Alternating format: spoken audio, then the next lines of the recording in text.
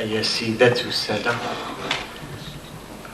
إنه بالنسبة لي لشرف عظيم أن أتكلف في هذه الجلسة بتسيير هذه المائدة المستديرة التي نظمها بتعاون كل من مؤسسة عبد الرحيم بوعبيد للثقافة والعلوم واتحاد كتاب المغرب.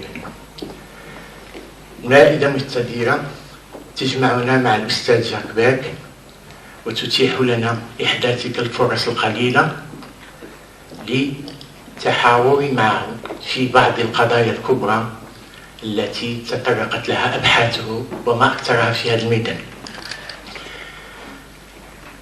سوف أكتفي في البداية بالتعريف بالأستاذ باك بالنسبة خاصة للشباب والأجيال الصاعدة ومنهم الكثير حاضرون هنا، وبعد ذلك سينتظم عملنا عبر 3 مراحل متميزة.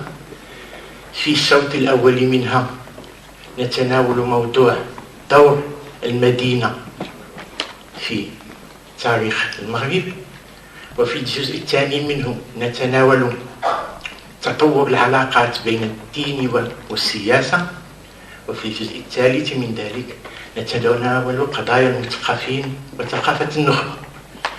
وفي كل واحد من هذه القضايا سوف يقوم بالعرض الأولي أحد الباحثين المغاربة الشباب الذين اهتموا بتلك القضايا على الخصوص، وسوف يتكلف الأستاذ باك بالإجابة على ما يمكن أن يطرحوه من تساؤلات حسب الإمكانيات. فاسمحوا لي إذن في بداية هذا العرض أن أعرف من جهة بالمساهمين معنا ومن جهة ثانية خاصة بالأستاذ باك.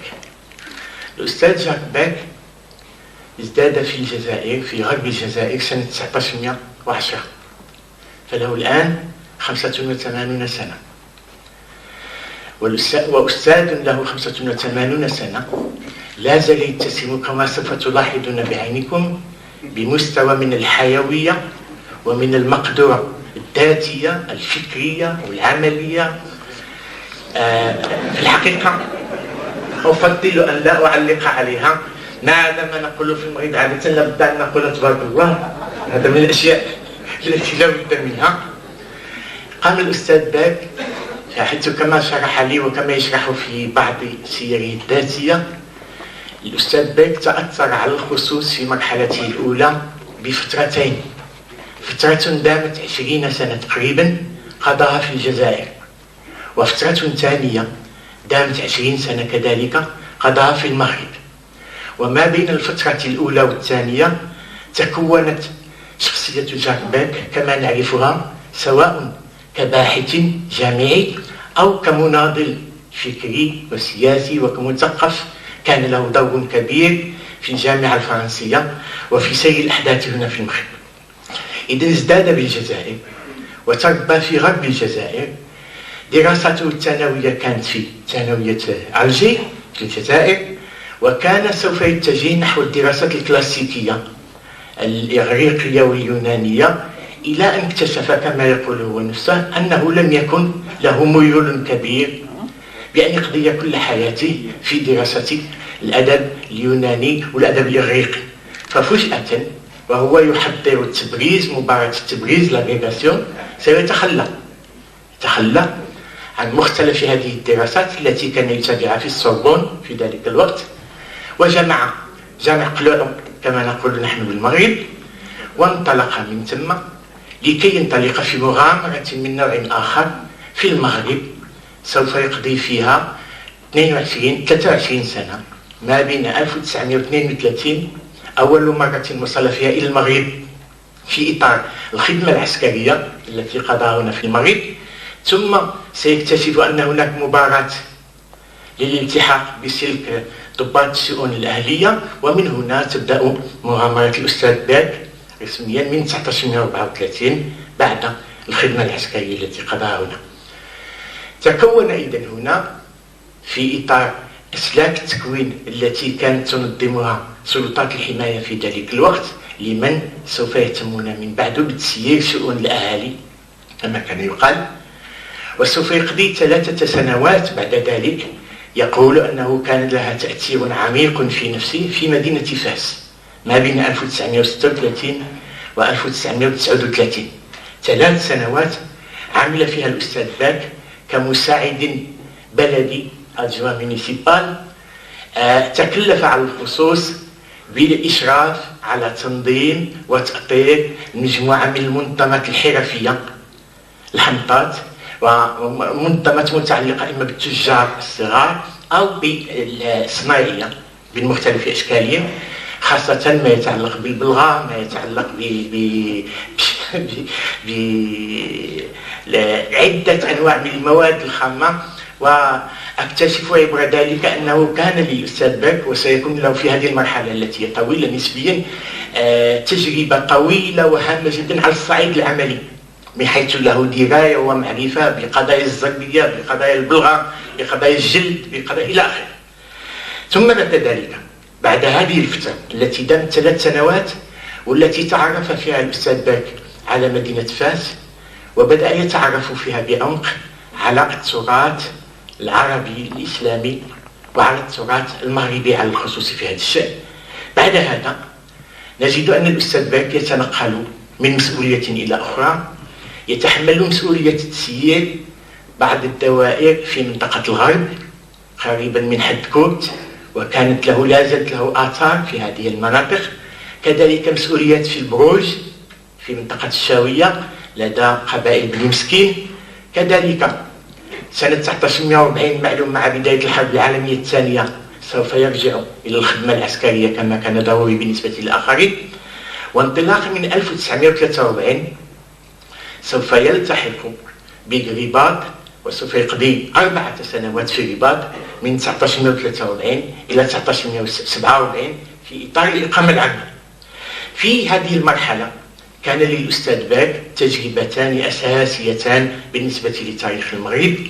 إحداهما تتعلق بإشرافه بتعاون مع المهندس جوليان كولو على وضع الأسس العامة لأهم ربما تجربة في إطار الإصلاح الزراعي التي عرفها المغرب خلال سنوات طويلة ربما حتى بعد الاستقلال، والتي كانت تقدم تحت عنوان سيكتور دو مودرنيزاسيون دو بيزان.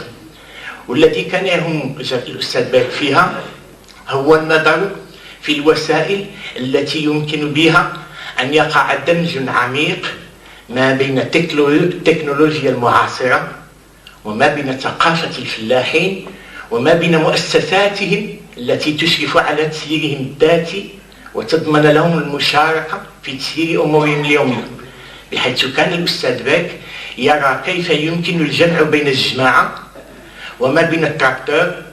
وكان هناك شعار مشهور لا جماعة سور لو تراكتور، كيف يمكن الجمع ما بين الجرار وما بين مؤسسة الجماعة في إطار محاولة لإحياء الثقافة والحياة الاقتصادية المحلية، في إطار كذلك برنامج للتعليم وبرنامج للعلاج الصحي إلى آخره. هذه التجربة التي كانت تتسم بطبعها التقدم حاربها المعمرون بصفة عنيفة، وحاربوها إلى حد أن وقع إلغاء ما كان يتعلق بها، وألغي كذلك ونزع من الأستاذ باك مسؤولية المشاركة في الإشراف عليها. ونجد أنه مع حلول سنة 1947 لا يجد الجنرال جوان أي مفر، بما أن الأستاذ باك هو موظف رسمي للإدارة الفرنسية، لا يجد أي مفر من نفيه تقريبا بإعطائه مسؤولية إدارية، ولكنها مسؤولية إدارية بعيدة نسبيا عن العاصمة الرباط، بحيث مسؤولية إدارية في مركز إيمنتانوت الذي سوف يقضي فيه الأستاذ باك 6 سنوات من 1947 إلى 1953. وعسى أن تكرهوا شيئا وهو خير لكم، فتلك المسؤولية الإدارية البعيدة النائية في منطقة فقيرة ومعزولة نسبيا كانت هي أهم فرصة فتحت له لكي يقوم بأهم ما أنجزه من دراسات ميدانية في إطار السوسيولوجيا القروية. ففي هذا الإطار وخلال هذه السنوات 6 جمع الأستاذ باك المادة الخامة لأطروحته الشهيرة التي نشرها من بعد تحت عنوان ستركتور سوسيال دو هوت أطلس، والتي هي دراسة عميقة جدا حول قبائل سكساوة في هذه المنطقة من الأطلس الكبير. في سنة 1953 ظل الأستاذ باك في هذه المنطقة إلى حدود 1953، وكانت علاقاته مع الإدارة علاقة متوترة. وليس من الغريب أننا سوف نلاحظ أن في نفس الأسبوع الذي وقع فيه عزل ونفي المرحوم له محمد الخامس وقع كذلك توقف الأستاذ جاك باك عن أي عمل في الإدارة بالمغرب، وانتقاله من المغرب بصفة شبه نهائية إلى أجواء أخرى كانت في البداية هي مصر، وسوف تكون ذلك. نعم. استقالتي من الوظيفة الإدارية وانتقالي إلى مصر كموظف لليونسكو. طيب، مع هذه الإضافات والتصحيحات، إذا مع 1953 تنتهي المرحلة المغربية إن أردتم في حياة الأستاذ باك التي تمتد من 1932 إلى 1953، وتبدأ من جهة مرحلته المشرقية، ومن جهة أخرى خاصة مرحلته الباريزية أو الفرنسية، حيث في سنة 1955 سوف يناقش أطروحته للدكتوراه في السوسيولوجيا، وسوف يقع انتخابه بسرعة كأستاذ في كوليج دو فرانس، حيث سوف يمارس مهامه من ذلك الوقت، مهامه في البحث والتدريس والإشراف على البحث. ليس من شك في أن الأستاذ باك كما يقول لنا هو بنفسه تأثر تأثرا عميقا بهذه 21 أو 22 سنة التي قضاها في المغرب. ظل مرتبطا بالمغرب بعد ذلك، ظل مرتبطا بالمغرب بداية الاستقلال، ظل يأتي هنا من حين لآخر، ساهم كذلك في بناء العديد من مؤسسات المغرب ما بعد الاستقلال. أذكر الواحدة منها التي كانت تتعلق بالمعهد العلوم الاجتماعية الذي كان الأستاذ باك من المشرفين على تأسيسه. كانت آخر زيارة قام بها إلى المغرب آخر زيارة إلى المغرب كانت منذ 9 سنوات، ولكن الأستاذ باك في هذه المرحلة الثانية انفتح على العالم العربي بأكمله، انفتح على الخصوص على مصر وعلى لبنان وعلى سوريا وعلى العراق، انفتح وفتح صدره على الفلسطينيين وعلى القضية الفلسطينية، فتح صدره على قضايا العروبة وقضايا القومية العربية من جهة، وفتح صدره كذلك على قضايا الإسلام وما يهم المسلمين، سواء تعلق ذلك بشرق الإسلام بالمغرب العربي أو بالمشرق العربي أو بشؤون المسلمين أينما كان.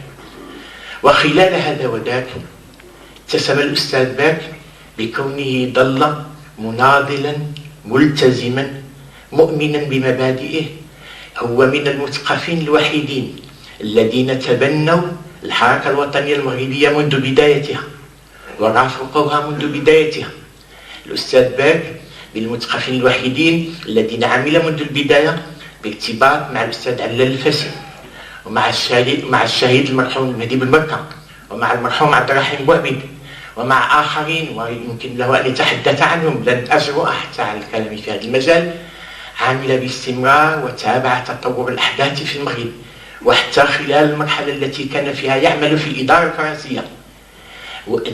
يتضح أن كل مذكراته وكل توصياته كانت لا تحظى بالاهتمام من طرف المسؤولين، لأنها كان لها منظور آخر ينطلق من حتمية الاستقلال ومن مشروعية الحركة الوطنية ومن ضرورة التعامل مع الحركة الوطنية قبل أن تتطور تلك الحركة الوطنية إلى أشياء يمكن أن تكون لها عواقب أخرى. إذن كان له موقف عميق جعله يعيش باستمرار في توتر مع أجهزة الإقامة العامة في المغرب التي نفته ثم نفته، وفي النهاية اضطر كما قال إلى الاستقالة من عمله هنا في المغرب. لا بد أن أشير إلى النضال الطويل والعميق الذي خاضه الأستاذ باك بالنسبة للجزائر التي يعتبرها كأمه الثانية، الجزائر التي ازداد فيها وترعرع فيها فالأستاذ باك من هؤلاء القلائل الذين تبنوا مسألة الشعب الجزائري ودافعوا عن حق الجزائر في الاستقلال التام، وعملوا باكتباط مع المناضلين في الجزائر. وليس من باب الصدفة أننا سوف نجده يتبنى نفس المواقف ضدا عن حكومته في كثير من الأحيان، وضدا حتى عن التوجهات السائدة في الدوائر المثقفين أحيانا أو في دوائر الجامعية. مثلا مواقفه من الهجوم على مصر، الهجوم العدوان المشترك سنة 1956. مواقفه كذلك من القضية الفلسطينية منذ بدايتها إلى نهايتها. إلى يومنا هذا رفض الأستاذ باك زيارة القدس، زيارة فلسطين. آخر مرة زارها كانت سنة 1947 قبل الاحتلال. ليس من باب الصدفة أقول كذلك أن الأستاذ باك كان من المثقفين الذين ساندوا رغم تحفظاتهم كما لدى تحفظات، ساندوا الشعب العراقي خلال المحنة التي عاشها، وألح على أن يزور العراق ويقول لي أنه زار العراق على الأقل 50 مرة أو أكثر. أيها الإخوة والأخوات، لا أريد أن أضيف عليكم أكثر من هذا، أريد فقط أن أقول، وهذا كان من واجبي كشهادة للتاريخ وكشهادة أمام هذا الرجل الذي أستعجب مع سنه على مقدوراته وعلى استعداداته المعنوية والفكرية والأخلاقية إلى آخره. كان لابد من بعض هذه الكلمات لكي يعرف الإخوة والأخوات الذين لم يتعرفوا على جاك باك سابقا أن جلستنا هذه العشية ليست فقط مثل جلساتنا الكثيرة في العمل الثقافي، بل هي جلسة لها مدلول خاص نريد فيه بصفتنا المتواضعة والمتحشمة أن نشكر ونشرف هذا الرجل العملاق الذي اختار أن يربط مصيره بمصيرنا وتابع تطوراتنا وأحوالنا هنا في المغرب منذ أكثر من 60 سنة، وتابع كذلك تطوراتنا وأحوالنا على صعيد العالم العربي، على صعيد المغرب العربي فترة لا تقل عن ذلك، بحيث قضينا معه البارحة أمسية في إطار مؤسسة عبد الرحيم بوابيك تحدث لنا فيها عن نتيجة 15 إلى 16 سنة من العمل الودود المستمر اللا ينأى الذي لا يعيا العمل لترجمة القرآن الكريم، والتي نشرها في نهاية الأمر سنة 1991. فتحدث لنا عن بعض أوجه تلك الترجمة وبعض الخلاصات التي توصل إليها. اليوم باتفاق معه اتفقنا على أنه سوف يكون هذا الاجتماع مخصصا أكثر لبعض قضايا لنقل الدين والدنيا هذه المرة، بعض القضايا التي تمس تطور المجتمعات عوض النقاش البارحة حول أسس المجتمعات الذي كان انطلاقا من قضايا القرآن. إذن في هذا الإطار سوف نقول بسم الله وننطلق في المناقشات المباشرة. إذا لم تكن الأستاذ تعقيبات على ما قلته ننطلق في الجزء الأول. ما تزيد شي حاجة في هذا ولا نمشي للموضوع؟ وي تفضل.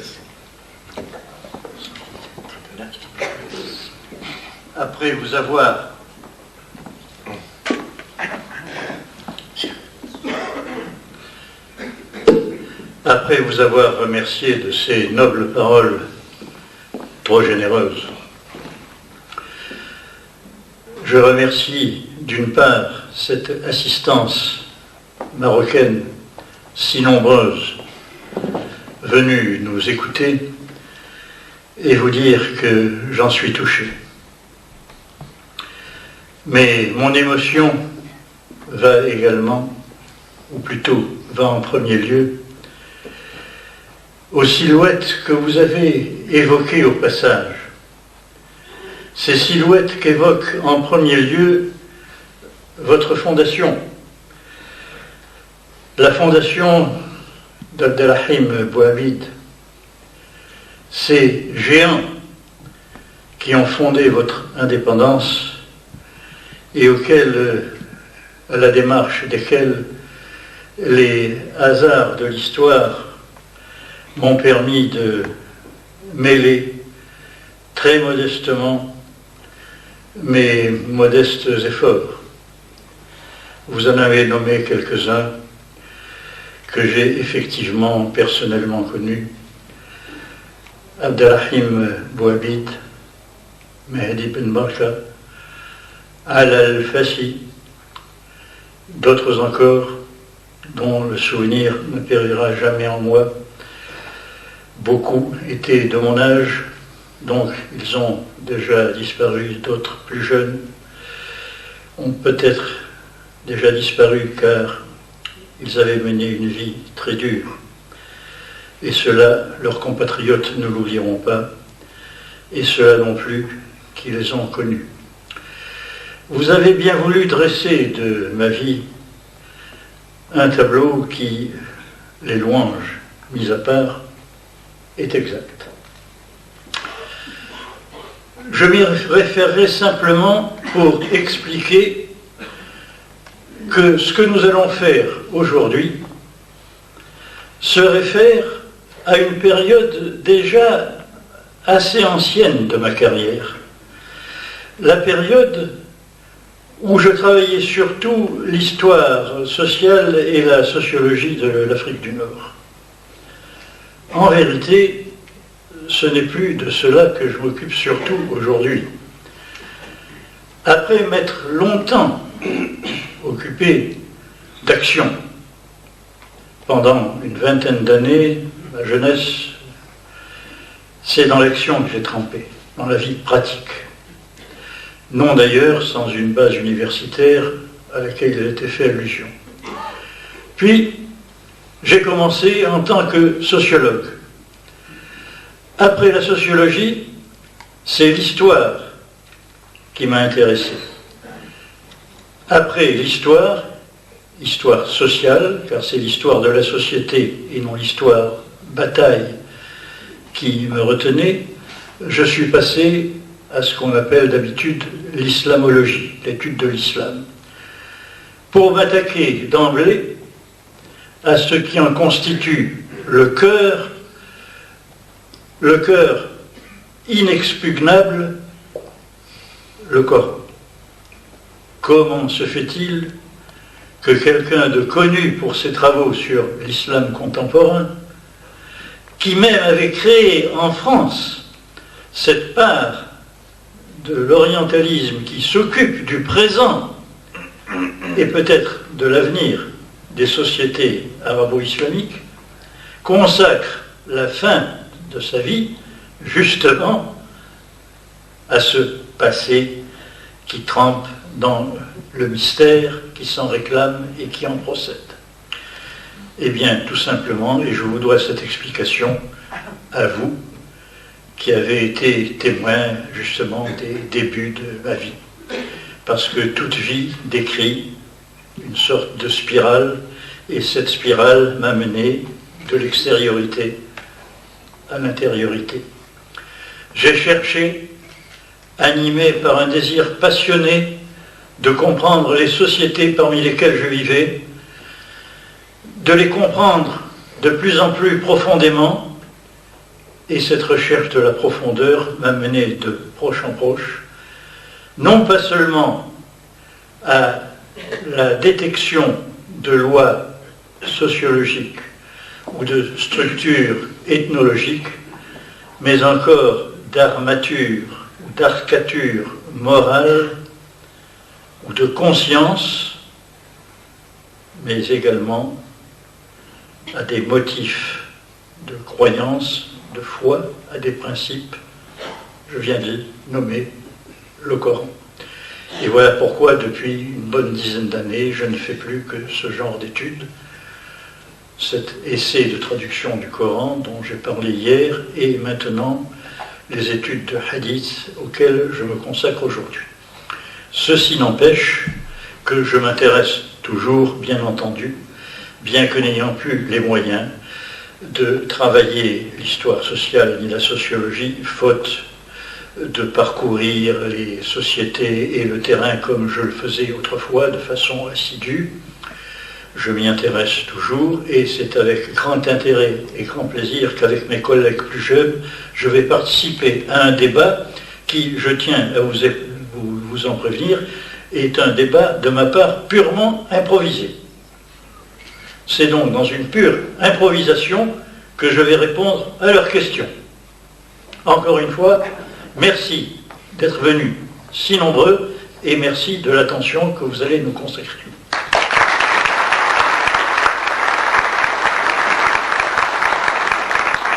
شكرا، ولكن الفوجة إن شاء الله يلا بدات. سوف أعطي الكلمة الآن للأستاذ عبد الله حمودي، أستاذ سوسيولوجيا الذي درس هنا في المعهد الحسن الثاني للزراعة والبيطرة خلال ما يقرب من 20 سنة، والذي يعمل الآن كأستاذ الأنثروبولوجيا في جامعة برينستون في الولايات المتحدة. الأستاذ حمودي هو في نفس الوقت يتحمل مسؤولية إدارة the Institute for the Trans-Regional Study of the Contemporary Middle East, North Africa and Central Asia، إدارة المعهد للدراسات عبر المناطق في المشرق، في الشرق الأوسط الحديث وشمال أفريقيا وآسيا الوسطى. وهذه مؤسسة جديدة وقع تأسيسها في هذه السنتين الأخيرتين في الولايات المتحدة.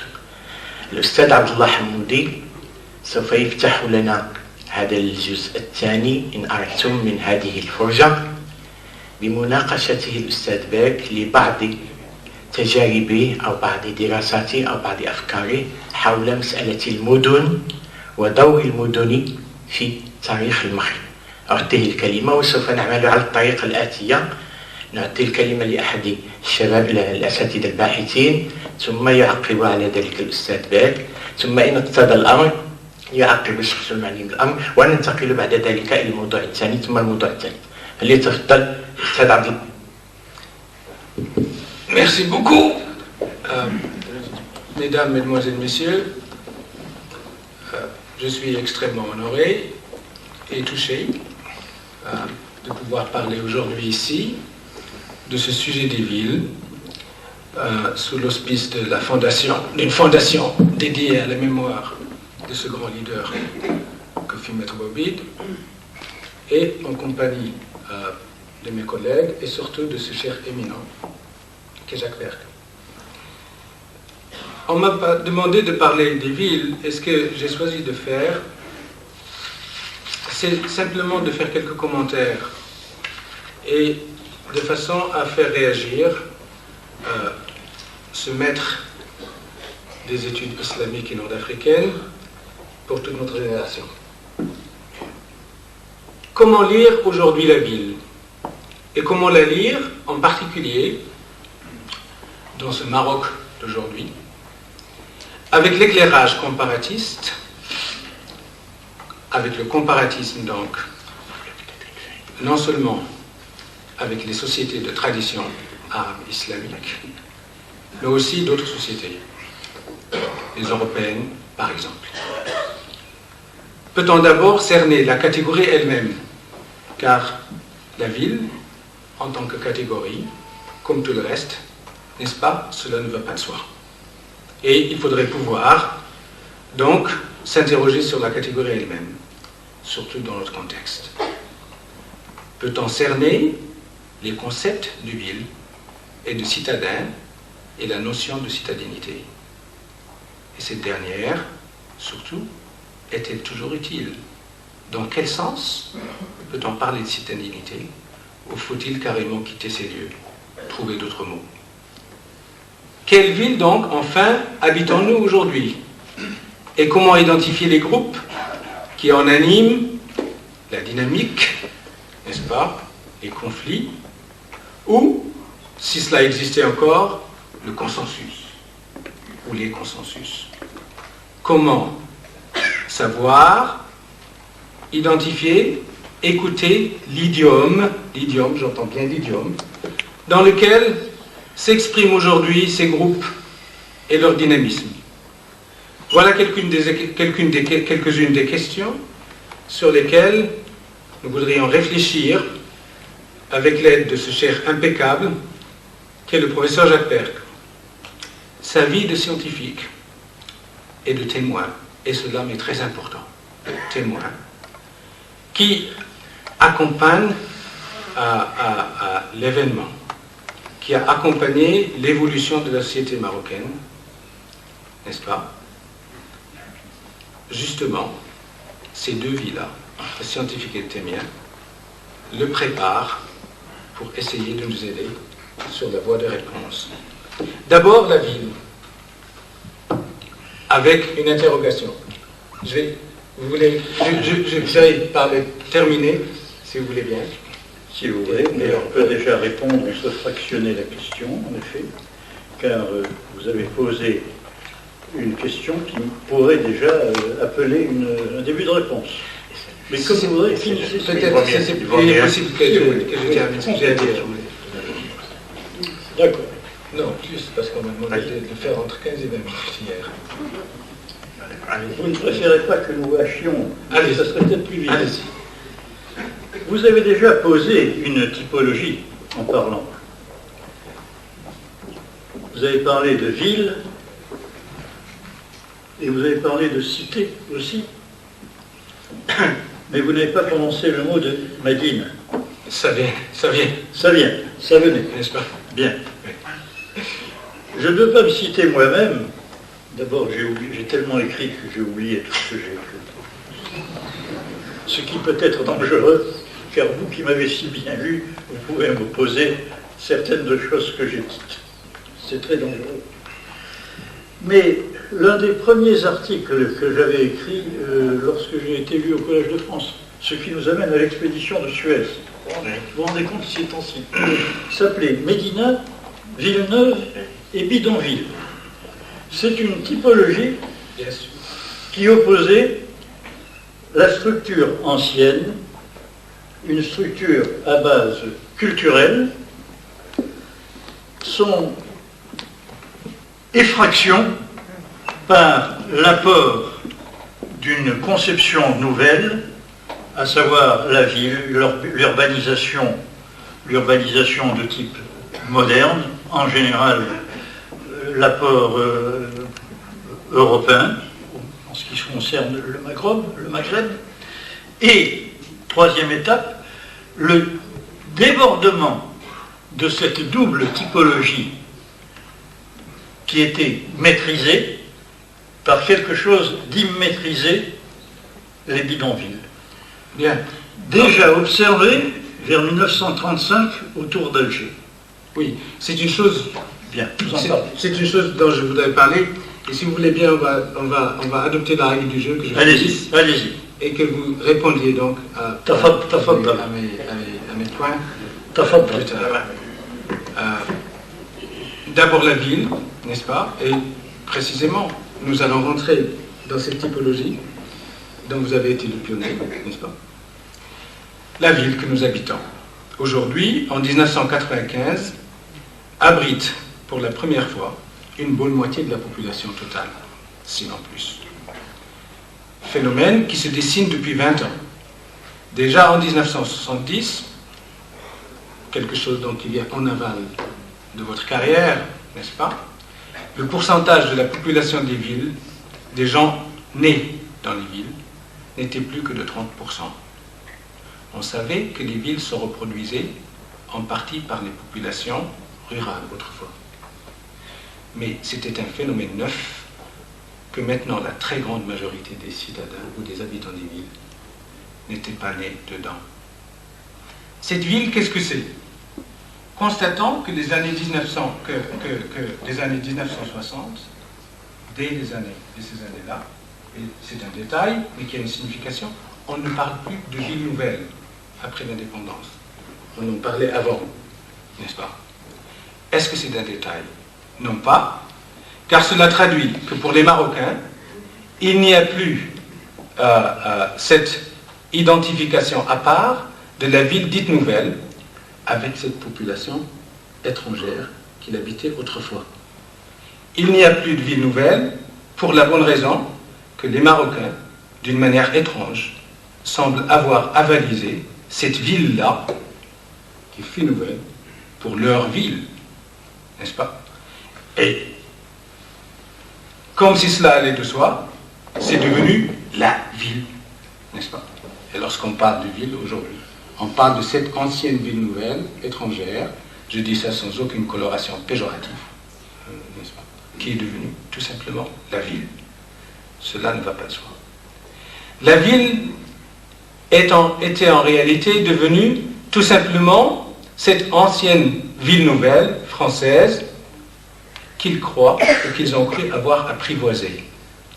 Anecdote, par exemple, allez à la rue des Consuls où le professeur Jacques Perc s'est promené hier. Vous verrez que les consuls, eux, habitaient en Médina. Plus tard, un demi-siècle après, 60 ans après, 80 ans après, eh bien ce sont les Marocains qui sont sortis pour habiter autour des consuls, en dehors de la Médina. Peu, n'est-ce pas, méditer la leçon. La ville donc, en tant que catégorie culturelle, qu'est-ce que c'est? Qu'est-ce à dire?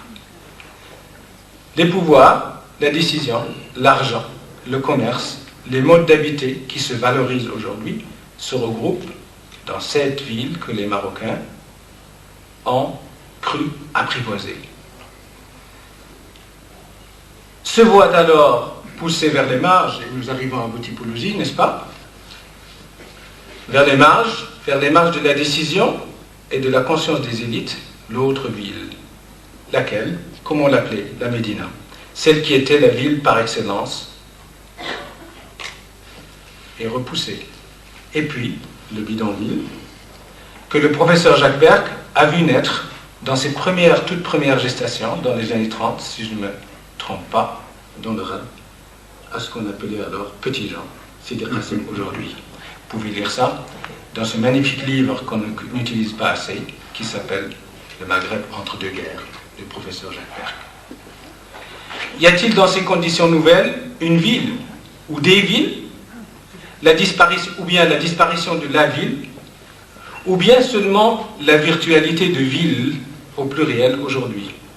Sur le plan culturel, sans aller dans le détail, si l'on définissait la culture comme des manières de faire, inséparables des notions par lesquelles elles se disent dans la langue, et qui sont publiques, ces notions, et dont le débat n'est pas un dialogue de sourds, il n'y a pas de ville tripartite, l'ancienne ville tripartite, qui se coordonnait à partir du sanctuaire, de la mosquée, etc. Cette ville-là, avec son ilm, son commerce et son artisanat, tripartition aussi bien décrite par le professeur Jacques Perc, autrefois, n'est-ce pas? Cette ville qui assigne, n'est-ce pas, à la marge, dans un enclos à part, le pouvoir, la qasba. Désormais, cette ville est devenue une coquille vide. Mais, malgré tout, elle conserve les références fondamentales qu'on veut bien archiver, mais qui sont là. Intègre-t-elle, comme elle fut intégratrice autrefois? Eh bien non. Elle ne fabrique plus de citadins à partir des ruraux, de ces bawadis ou de ces afars, comme vous les avez si bien cités autrefois. Que fabrique-t-elle donc, cette ville poussée, cette Médina, qui a pourtant les références premières? Eh bien des pauvres, un artisanat réduit à un décor, fabrique des touristes et des émeutes. Depuis un certain temps, celle-ci s'ancre justement autour de ses repères, de ses sanctuaires. Cette ville donc conteste l'autre ville, celle que les Marocains ont pris pour argent comptant depuis l'indépendance. On peut dire qu'une coupure fondamentale est apparue dans les années 70 et que culturellement, il n'y a pas le minimum de consensus en profondeur dans la société sur la ville en tant que catégorie culturelle. Dans cette brisure profonde de consensus, le bidonville, ou cette ville bidon, si l'on peut parler ainsi, n'est-ce pas, avec l'autre ville, c'est-à-dire la Médina,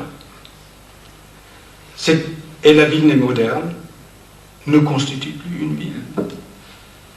c'est un conglomérat.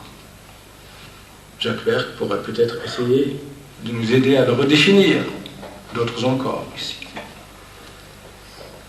J'en voudrais maintenant, puisque j'ai dit que, en reprenant cette typologie berkienne, n'est-ce pas, j'ai dit que la ville ne fabriquait plus de citadins, qu'il faut peut-être jeter par-dessus bord cette notion elle-même.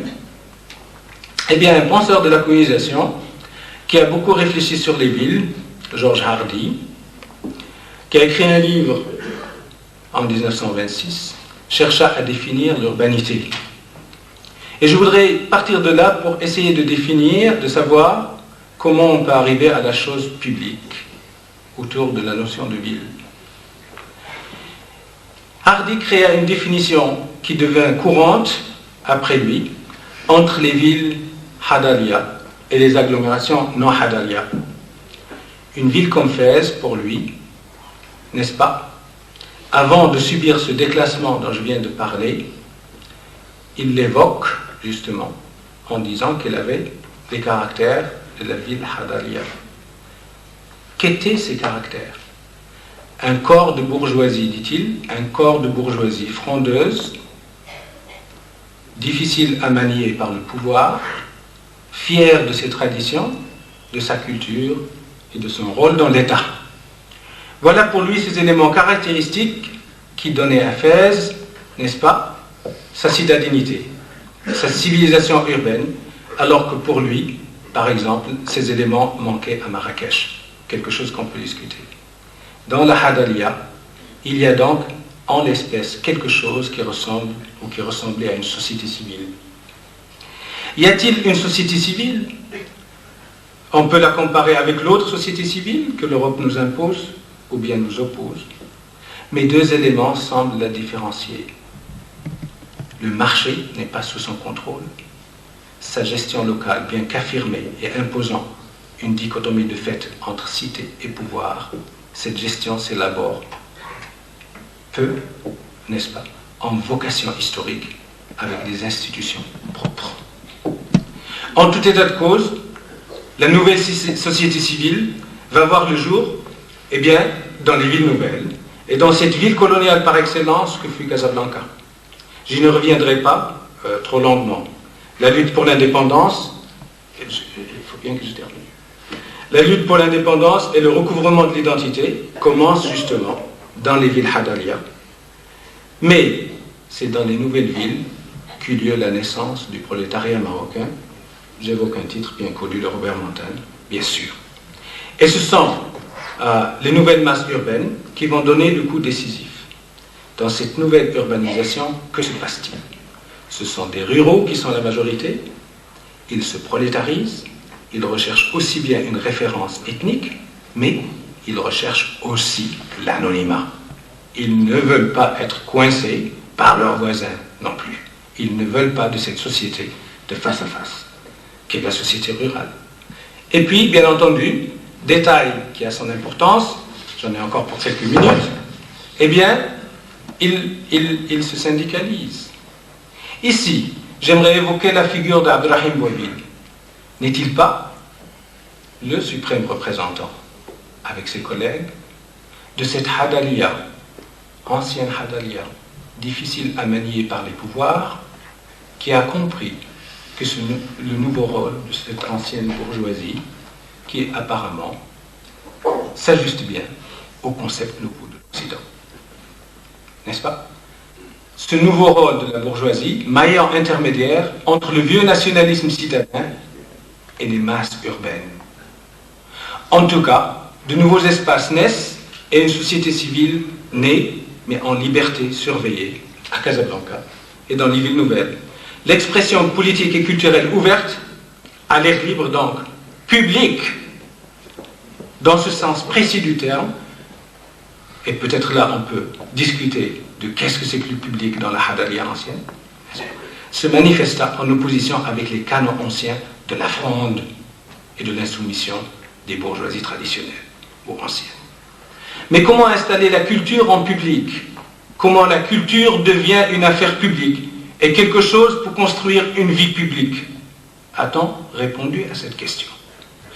Il me semble que les compagnons de Boabit ont essayé, très fort, que sans doute l'outillage manquait et que la société civile elle-même fut, après l'indépendance, après avoir été en liberté surveillée, quasiment démantelée.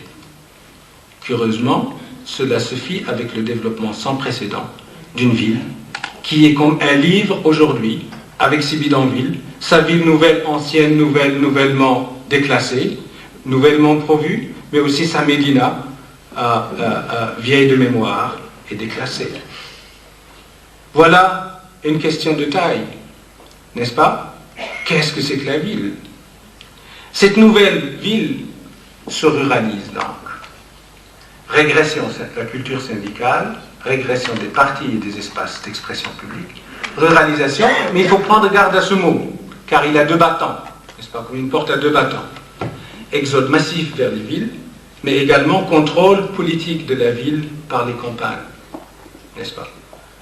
Quelque chose comme une politique des notables est reprise, et la ville et les campagnes rampent dans les villes et contrôlent les villes, contrôlent l'espace civique, le nouveau qui s'est créé. Il faudrait se poser quelques questions sur cette ruralisation. Le mot n'introduit-il pas une certaine confusion?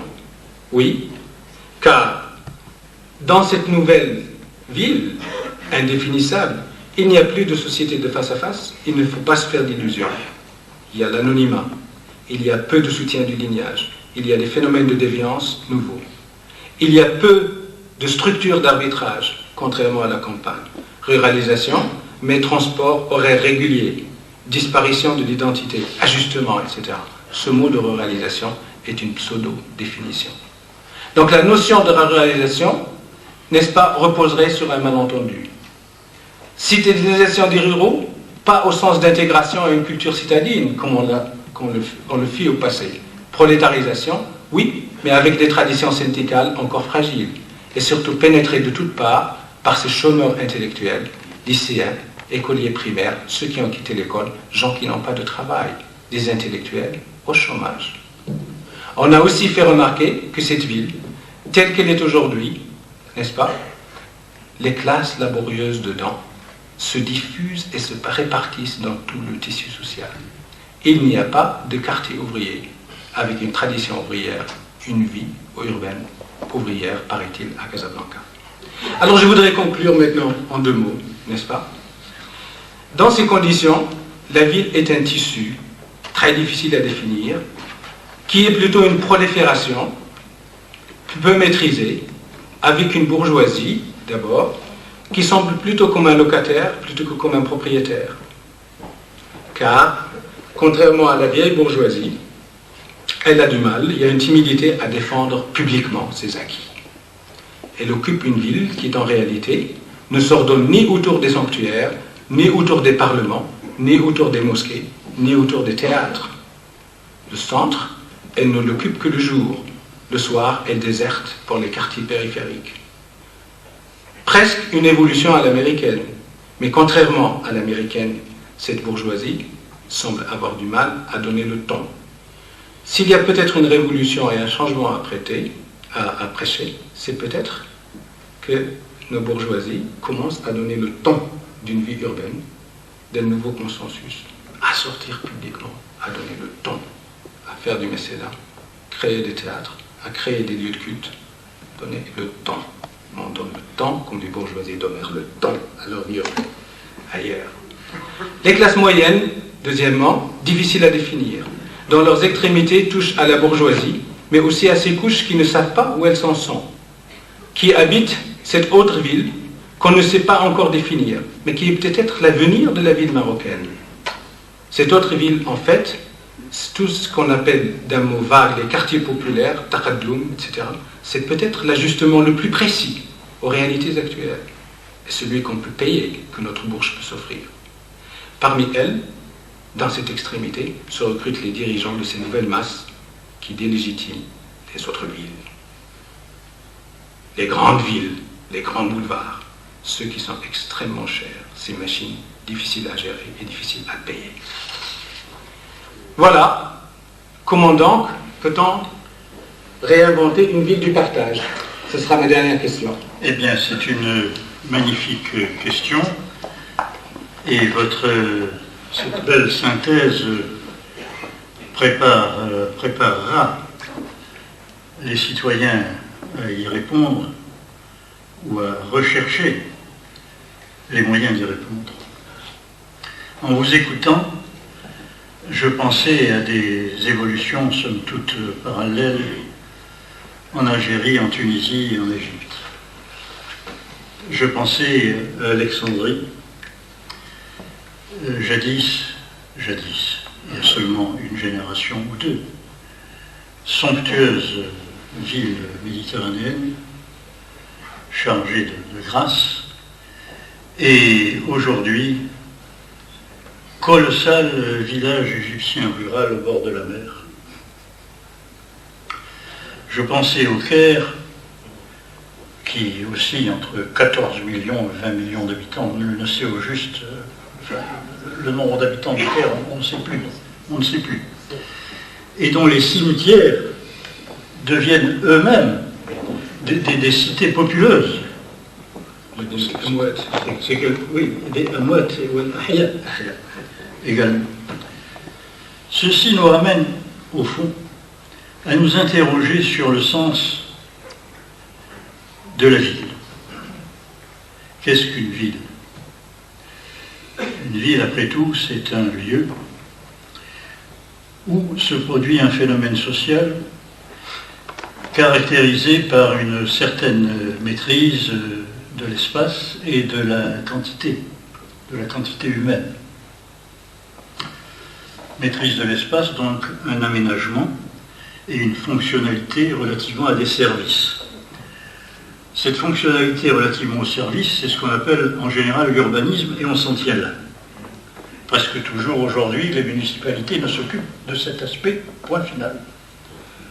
Or, ce n'est là qu'une petite partie de la fonction urbaine. Pour qu'il y ait vie d'une ville, il faut qu'il y ait également maîtrise, mais il faut qu'il y ait aussi création d'un sens collectif, d'une signification collective d'une culture. Collective d'une culture de ville, d'une culture urbaine. Car qu'est-ce qu'une culture? Une culture, c'est le fait pour une collectivité de se chercher une signification et une expression. Que ce soit une collectivité limitative, régionale ou territoriale. Cette définition s'appliquait au sens plein à la vieille Médina. Au sens plein.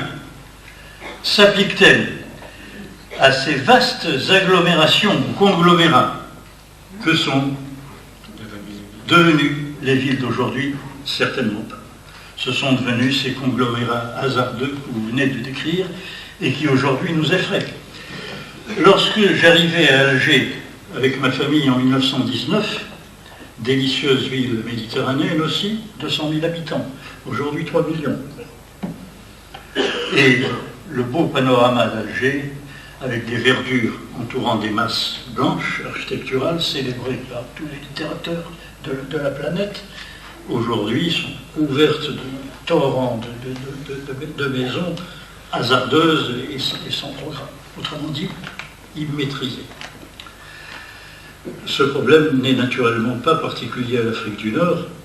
Il se traduit également en France, malgré l'étroite réglementation qui caractérise la mentalité de mon pays, où tout est réglementé. Mais malgré ça, ouvrez les journaux, les mains guettent, où pousse une flore humaine visiblement échappant à toute normativité et urbaine et nationale.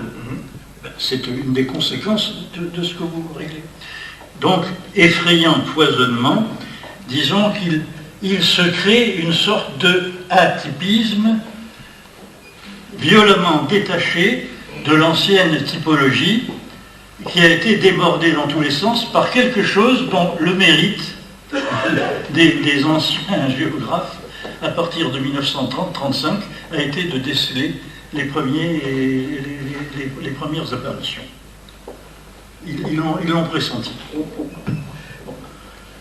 Que peut-on faire contre ça? C'est aux législateurs et aux urbanistes d'essayer de réapprivoiser, de retrouver cette maîtrise de l'espace, des services et de la quantité, de retrouver ou de réenseigner ou de rendre de nouveau possible cette création du sens à une certaine collectivité.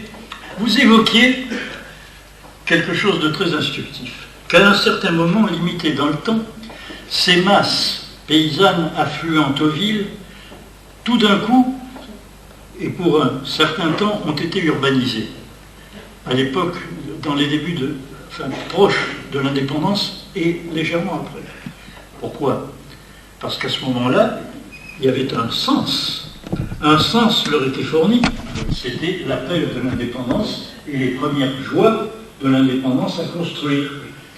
Le sens était fourni, non pas à l'échelon de la ville, mais à l'échelon de la nation. Puis cela s'est estompé. C'est la démonstration de ce que je viens de dire. Espérons que, à l'échelon municipal, à l'échelon urbain, question adjacente. Est-ce que le vocabulaire a trouvé des mots pour distinguer tout cela? Hadara, c'est la ville culturante. Et encore plus, Madina. Qu'est-ce qu'on dit aujourd'hui? Qu'est-ce qu'on dit aujourd'hui pour désigner ces vastes agglomérations? On dit toujours, Medina. Ce sont des abus d'expression. Ce sont des abus d'expression. Comment? Je ne sais pas. En français, nous avons ville et cité. La cité, c'est justement la ville culturante, répondant à cette fonction de création de sens et de maîtrise cumulée de l'espace et de la quantité humaine. Le tamaddoun, c'est en correspondant au tamaddoun arabe, lequel est caractérisé par la mosquée centrale, entourée du souk, du hammam et des échoppes. Enfin, le marché, vieux type oriental. Puis alors aujourd'hui. Nous achoppons donc à une interrogation qui n'est pas simplement celle des villes, mais qui est celle, puisque nous parlons du Maghreb, de tout le Maghreb, qui en partie se déruralise. C'est d'ailleurs un phénomène mondial. L'importance des paysanneries décroît partout, même dans les pays comme le mien, où la ruralité, ou du moins où la paysannerie jouait un rôle essentiel, et où, si la richesse agricole est toujours très importante dans le pays, la masse humaine intéressée directement par ce produit décroît de façon dangereuse, extrêmement dangereuse. En Afrique du Nord, c'est le cas aussi.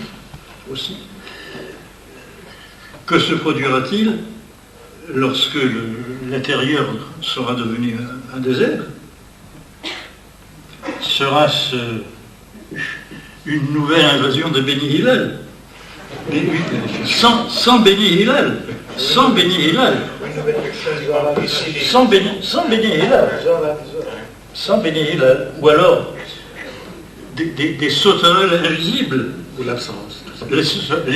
Alors c'est un beau titre de poème, si vous voulez, par lequel nous pourrions conclure cette partie-là. Les sauterelles de l'absence. Jarad el-Riyab. جراد الغياب فتصير البلدان المغربية تحت جراد الغياب تحت جراد الغياب للأسف الشديد. ولكن هذه ظاهرة مشاهد مثل تلك الظاهرة لا في المغرب فحسب بل في بلدان أخرى في فرنسا وفي غيرها. ورغم ذلك ومثل الجراد سوف ننتقل نحن ننتقل من مشكلة إلى أخرى. فنحن أغنياء لنا ثروة كبيرة من المشاكل، مع العلم بأن هذه المشاكل في تنوعها وتعددها qui aidera beaucoup de chercheurs à centraliser la recherche. Peut-être les zones d'action, s'ils sont trop. هذه المشاكل في تنوعها وتعددها نحن نستعملها اليوم بالدرجة الأولى كوسيلة أو سبة لإثارة الأستاذ باك ولفتح ولو مناقشات أولية حولها. سوف أعطي الكلمة الآن للأستاذ عبد المجيد القدوري، أستاذ التاريخ في كلية الآداب والعلوم الإنسانية جامعة محمد الخامس بالرباط. الأستاذ عبد المجيد القدوري سوف يحاور الأستاذ باك حول إحدى القضايا الكبرى كذلك التي اهتم بها الأستاذ باك خلال كل مراحل أبحاثه وعمله، وهي القضايا المتعلقة بالمثقفين وبثقافة النخبة أو الثقافة العالمة، ودور المثقفين ودور ثقافة النخبة في تطور المجتمعات. أعطي الكلمة للأستاذ عبد المجيد القدوري. أشكر السيد الرئيس وأشكر مؤسسة الفقيد عبد الرحيم بوعبيد واتحاد كتاب المغرب على إتاحتهما لنا الفرصة لفتح الحوار مع هذه المعلمة التي وضعت نفسها منذ البداية واعتبرت عملها إطارا للبحث عن الحقيقة المتعددة. فقد قال في إحدى استجواباته في العربي: La vérité est au pluriel ou n'est pas. J'ai ressenti dès le début de ma vie la nécessité d'une coexistence entre deux civilisations, au moins qui m'étaient les plus proches. Voilà ma première pluralité. لقد لعل تعدد الانتماء المرتبط بتعدد التكوين والمناهج سيجعل الحوار مع الأستاذ الفاضل جاك بيرك صعبا لكنه مفيدا. لأجل هذا سنعمل على حصر النقاش في تناول عينات من أعماله الضخمة والغزيرة، لكن أود في البداية تسجيل ملاحظات حول وعن المحور الذي أسند إليه مثقفون وثقافة النخبة من خلال أعمال جاك بيرك. يبدو لي أنه من الصعب تحديد مضمون المفهومين، سواء بالرجوع إلى تاريخ المغرب أو إلى أعمال الأستاذ جاك بيرك نفسه.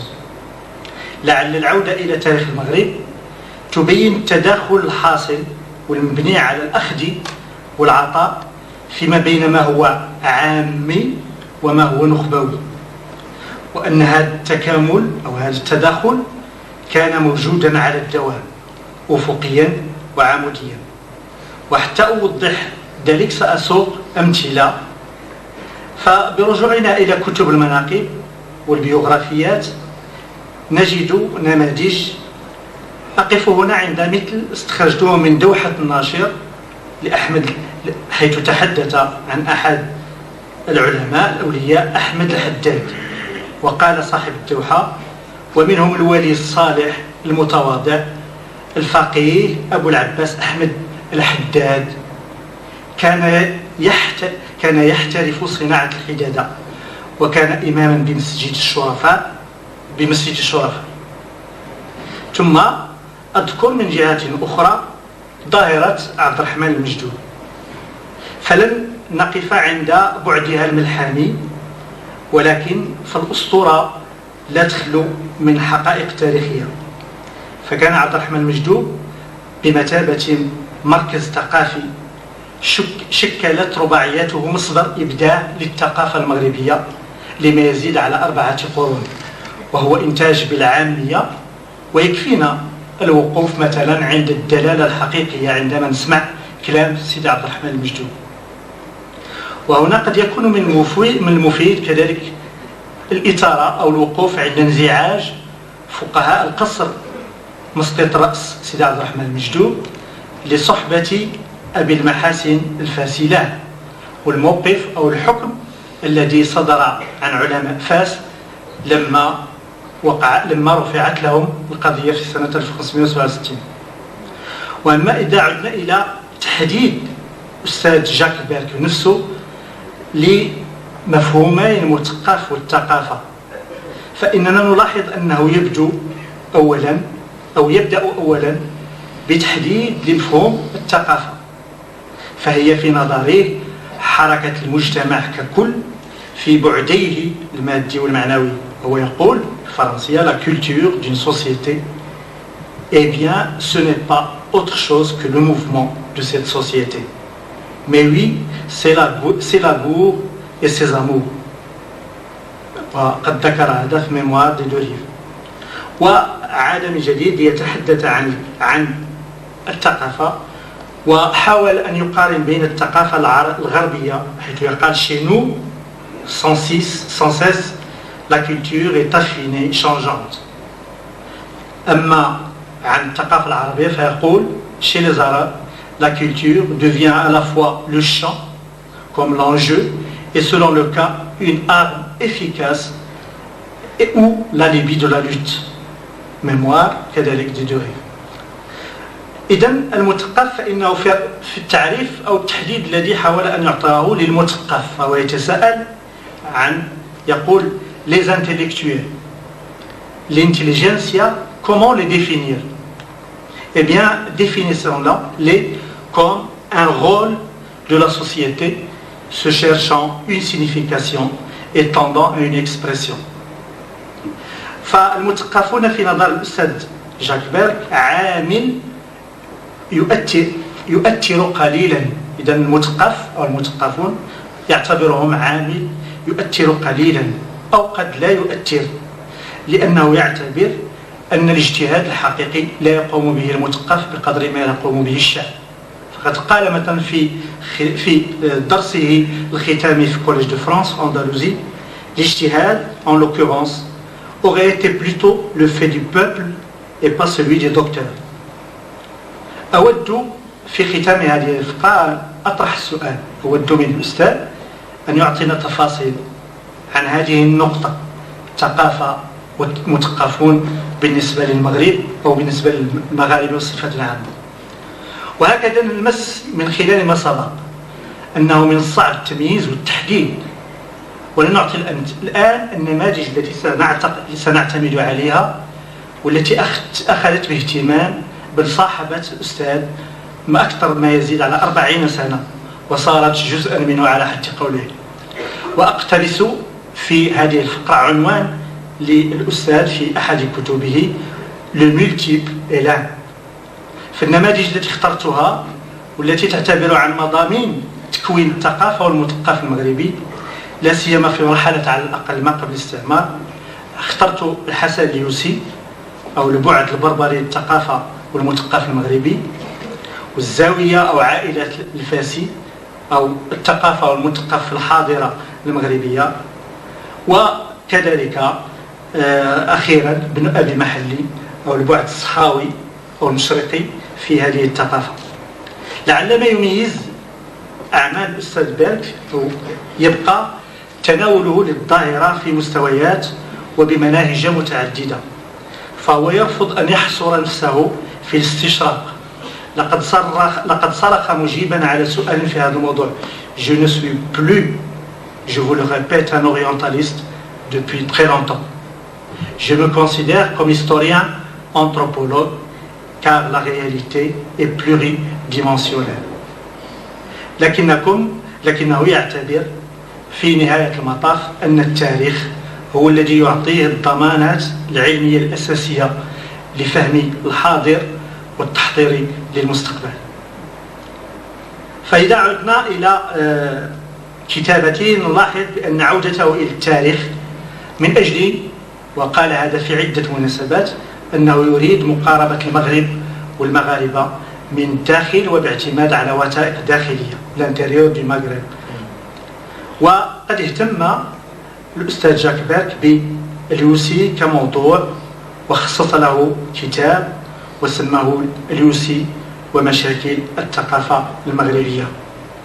وهنا أود أن أسأل أو أن أتساءل مع الأستاذ، فإذا رجعنا إلى كتابته الأخيرة والخصوص ميموار دي دوريف، قد حدد الثقافة، تحدث عن الثقافات ولم يحضر عن الثقافة، في حين أنه تحدث عن اليوسي وقال لا كولتور، بحيث عرف الثقافة ولم يتحدث عن الثقافة. وقد جسد اليوسي نموذج المثقف البربري، لكن الاهتمام باليوسي الذي سماه الأستاذ جاك بيرك ببطل الثقافة الهامشية أو الثقافة الطبيعية. On pourrait définir اليوسي un héros du périphérique.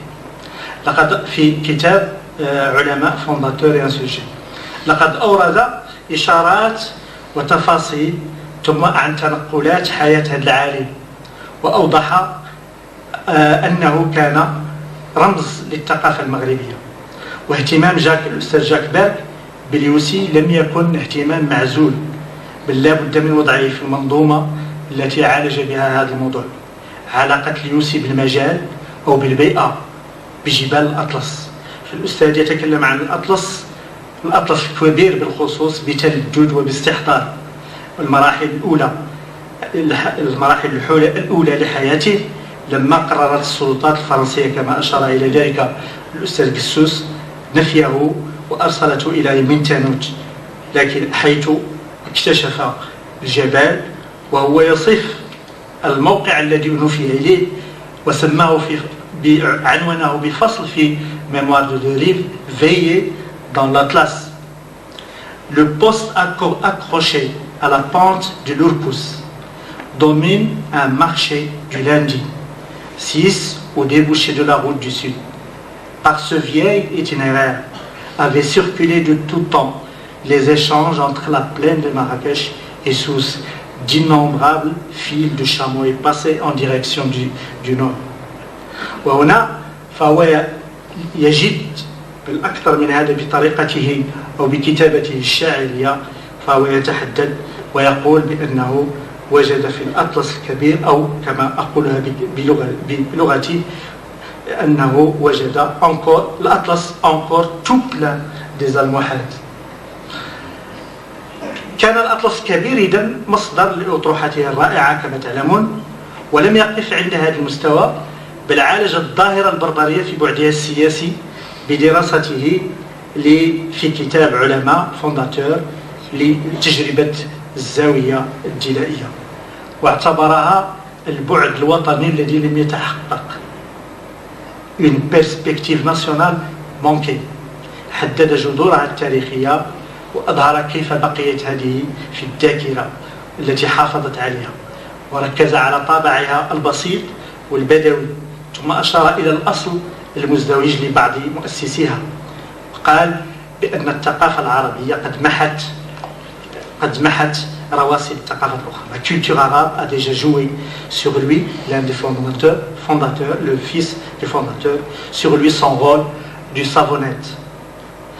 اعتبر محمد الحاج مؤهلا لإعطاء الزاوية بعدها السياسي، فالرئيس الكبير أو سماه كذلك بالفرصة الضائعة الذي استطاع في مدة 10 سنوات إعطاء الزاوية إشارات الملك، سواء تعلق الأمر بالمجال حيث امتدت شمالا وغربا، أو بالإدارة حيث عينت ممثلين عنها في المناطق التي كانت تحت نفوذها وعينت أفراد عائلتها. لكن التجربة فشلت لأنها لم تكن تتوفر على طموحات سياسية، وقد اعتمد في ذلك على قولة اليوسي نفسه الذي قال كان الرئيس، وإشارة هذه قولة لليوسي، كان الرئيس أبو عبد الله محمد الحاج الجلائي قد ملك الغرب سنين واتسع في الدنيا. فلما قام المولى رشيد دخلنا على الرئيس معنا أولاده وأحفاده أبي عبد الله المذكور، وكان لم يحضر المعركة، وأظهروا له أي أولاده عجزا شديدا، فلما رأهم على ما هم عليه قال لهم ما هذا؟ قال لكم إن قال لكم حسبكم فحسبكم، وأضاف اليوسي معلقا على هذه القولة: وهذا الكلام عجيب والله يساق الحديث. ومعنى، يقول اليوسي، أن قال الله لكم حسبكم من الدنيا فكونوا راضين مسلمين. وهكذا تظهر المكانة التي كانت لليوسي، الذي أدرك العمق والخبايا أمور في المغرب، لأنه تنقل وتحدث عن اليوسي وعن عمقه البربري، وقال عن كتاباته في الكتاب الذي خصصه له اليوسي les problèmes de la culture marocaine. On sent les berbères partout dans l'œuvre de Yossi. ويعتبر بحق الكتاب المحاضرات أنه انعكاس حكيم كما يقول الأستاذ باك، الذي لا يترك المجال مفتوحا لكل العاملين في التاريخ المغربي. La réflexion du sage se laisse disputer par tous ces acteurs de l'histoire marocaine du XVIIe siècle. En fait, ويختم قوله ويقول بأن المحاضرة اليوسي لم تنتهي، بل بقيت مفتوحة، والنقاش لا زال مفتوحا إلى اليوم. لعل أهم ما يزداد به اليوسي هو التعدد في التكوين ورفضه للتخلي عن الشخصية البربرية. Son caractère refuse de s'acclimater. كانت ثقافته متشدرة في عموم مجتمعه، ودافع اليوسي يقول الأستاذ باك عنها بكل ما كان يستطيع، لكن أبرز ما فعل وأبرز بالخصوص ليبرز أكثر أشار إلى الرسالة التي بعث بها إلى السلطان مولاي إسماعيل ندب الملوك، والتي ناقش فيها 3 قضايا أساسية: جباية المال من جهة وصرفه من جهة أخرى، إقامة الجهاد واسترجاع الثغور بالمقاتلة من جهة أخرى، والإنصاف من الظالم للمظلوم. إلا أن اليوسي بقي مندمجا في إطار الشرعية والمصلحة العامة بين مزدوجتين، لأن تكوينه وتنقلاته جعلته يدرك أبعاد الثقافة المغربية وتعقيداتها، ومن ضمن هذه الأبعاد يمكن الوقوف عند مساهمة الحاضرة المغربية في بلورة المثقف والثقافة المغربية، ويمكن الوقوف عند الدراسات العديدة التي خص بها الأستاذ جعفر أسرة آل الفاسي.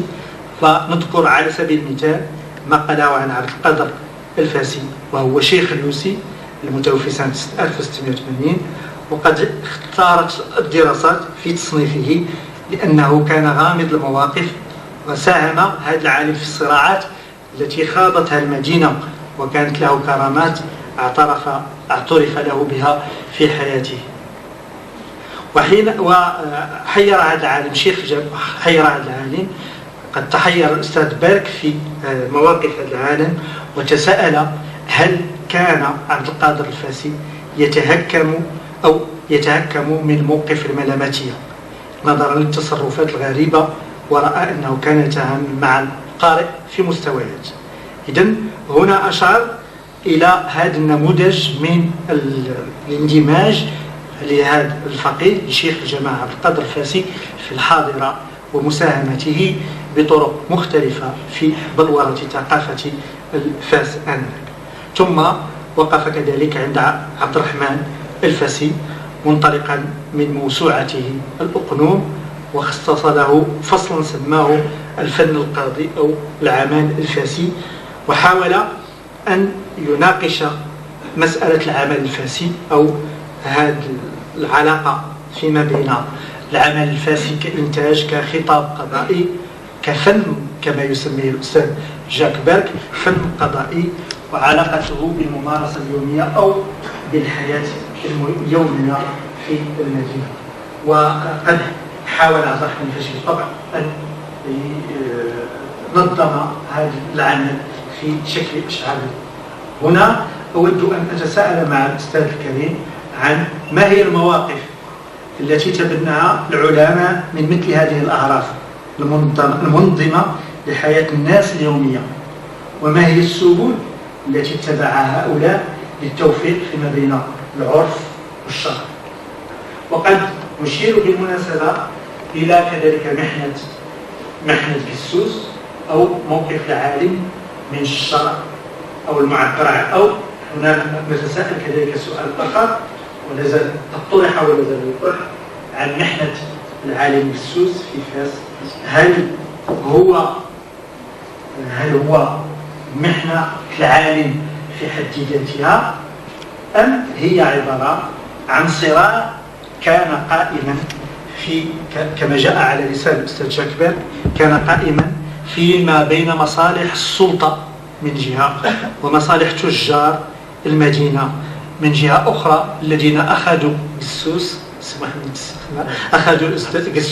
وجعلوا منه رمزا لهذه الظاهرة. حتى تكتمل الصورة لا بد إذن من إدخال نموذج أخير، وهو للمثقف والثقافة المغربية، ويتعلق بأمر بالتائر بن أبي محلي، والذي قال عنه الأستاذ جاكبير الرجل الذي أراد أن يكون سلطانا، وقد نضيف أنه قد تحقق له ذلك ولو كان لفترة وجيزة جدا. لقد أخذ طبعا شأنه شأن اليوسي من منابع كثيرة، فلقد المبادئ الأولى أخذها في مسقط رأسه في سجن ماسا على يد والدي قبل أن يلتحق بأخيه في فاس أو المدينة المنورة والبهجة البيضاء كما كان يحلو له أن يسميها. ثم تعرف على شيوخ القرويين قبل أن يغادر فارا خوفا من دخول البرتغاليين قبيل معركة وادي المخازن، لينعزل بصحبة مبارك الزهري للتصوف لمدة كبيرة. وفي الأخير رحل إلى الشرق، وفي الشرق تعرف على الثقافة، أو تعرف في الأزهر ثم في الأماكن المقدسة على علماء تأثر بهم وأثر فيهم.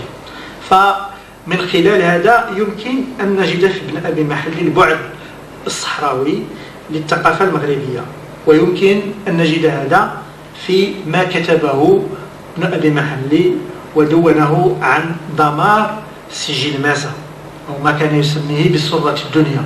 كان دمار سجل ماسا يرمز في نظرنا إلى دمار ونهاية نمط اقتصادي بكامله، فقد عبر عن هذا الدمار وناقشه مع علماء عصره، سواء تعلق هذا الدمار كان يتساءل وكان يرى أن دمار سجل ماسا كان مرتبطا بتغوير مياهها، وبالتالي بتخلي أو التجارة عنها، هذه التجارة التي ضعفت وشحت، بل اتخذ من ضياع لمعان ومياه ودمار سجل ماسا، اتخذها كمؤشر من مؤشرات ظهور المهدي المنتظر، والذي سيظهر في سجل ماسا، وبالطبع كان يهيئ لنفسه.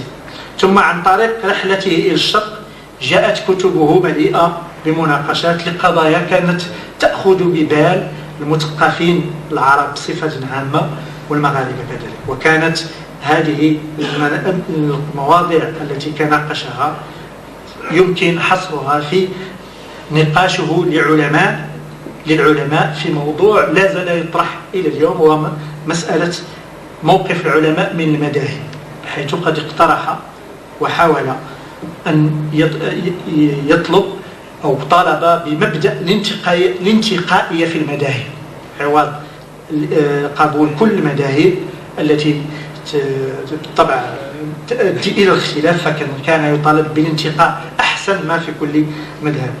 ثم ناقش مسألة الجهاد والأسر، ومن خلال ذلك كان يمكن أن نستخرج التعارض فيما بين الحجاج أو الأسر أو الصراع الذي كان فيما بين الحضارة الإسلامية. ثم كموضوع آخر تناوله هو مسألة تناول الدخان وغيره.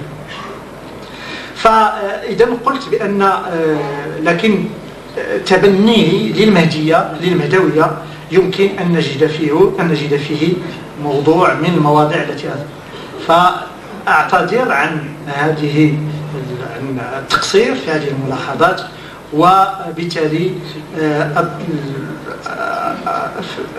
طبعا التقصير في هذه الملاحظات، ولا يسعني إلا أن أطلب في الأخير أو أتساءل مع الأستاذ انطلاقا من تجربته وبمعرفته عن سؤال قد طرح عليه في إطار أعم حينما سئل quelles conséquences pratiques en tirez-vous pour le Maghreb de votre expérience. وشكرا. شكرا. أرجو بالنسبة لما تبقى من هذه الجلسة أن نحترم أقصى ما يمكن ضغوط الزمن حتى تكون الإفادة والاستفادة كافية بالنسبة لجميع الحاضرين. الكلمة للأستاذ باك. Je m'en tiendrai aux aspects généraux qui ont été évoqués avec érudition par notre collègue. Premièrement, je mets en garde contre la traduction du mot culture par le mot thaqafa. C'est une mauvaise traduction. En voulez-vous une preuve? El-Mutaqqaf, dans tout le monde arabe, c'est celui qui a reçu une instruction dans une langue occidentale.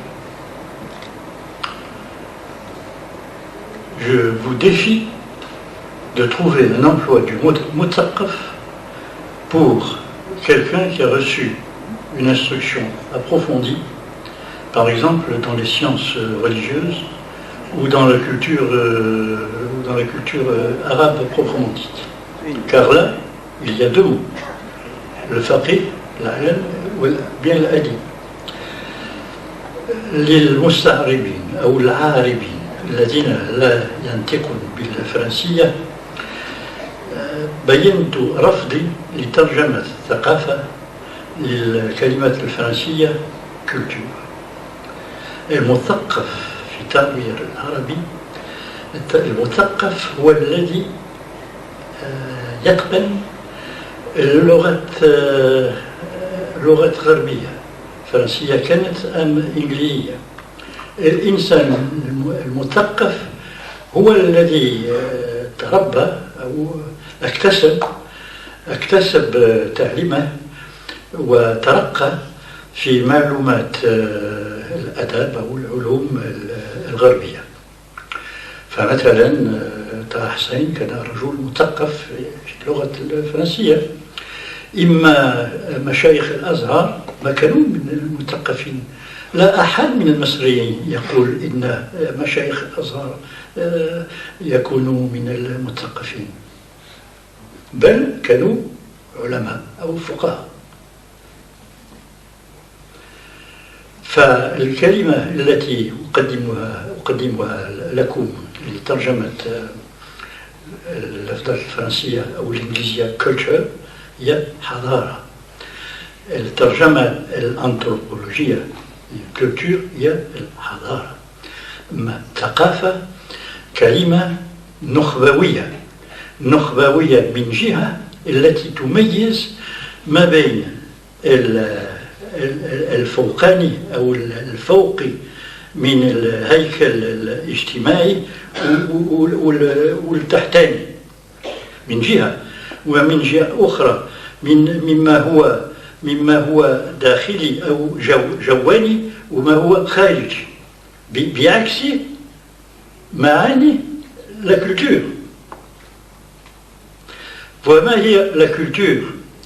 la culture هنالك تعرف لا كولتور بمئات تعريف، وأنا بنفسي بدوري قدمت تعريفا آخر والأخير هو في ذهني ساعي لمجتمع في البحث عن معناه وتعبيره، لكي تبحث أن تكتشف عن معناه وتعبر عن نفسه. هذا هو في ذهني الحضارة أو الكولتور. وكما ترون لا كولتور لا تخلو أوجه استاتيكية جمالية. نعم.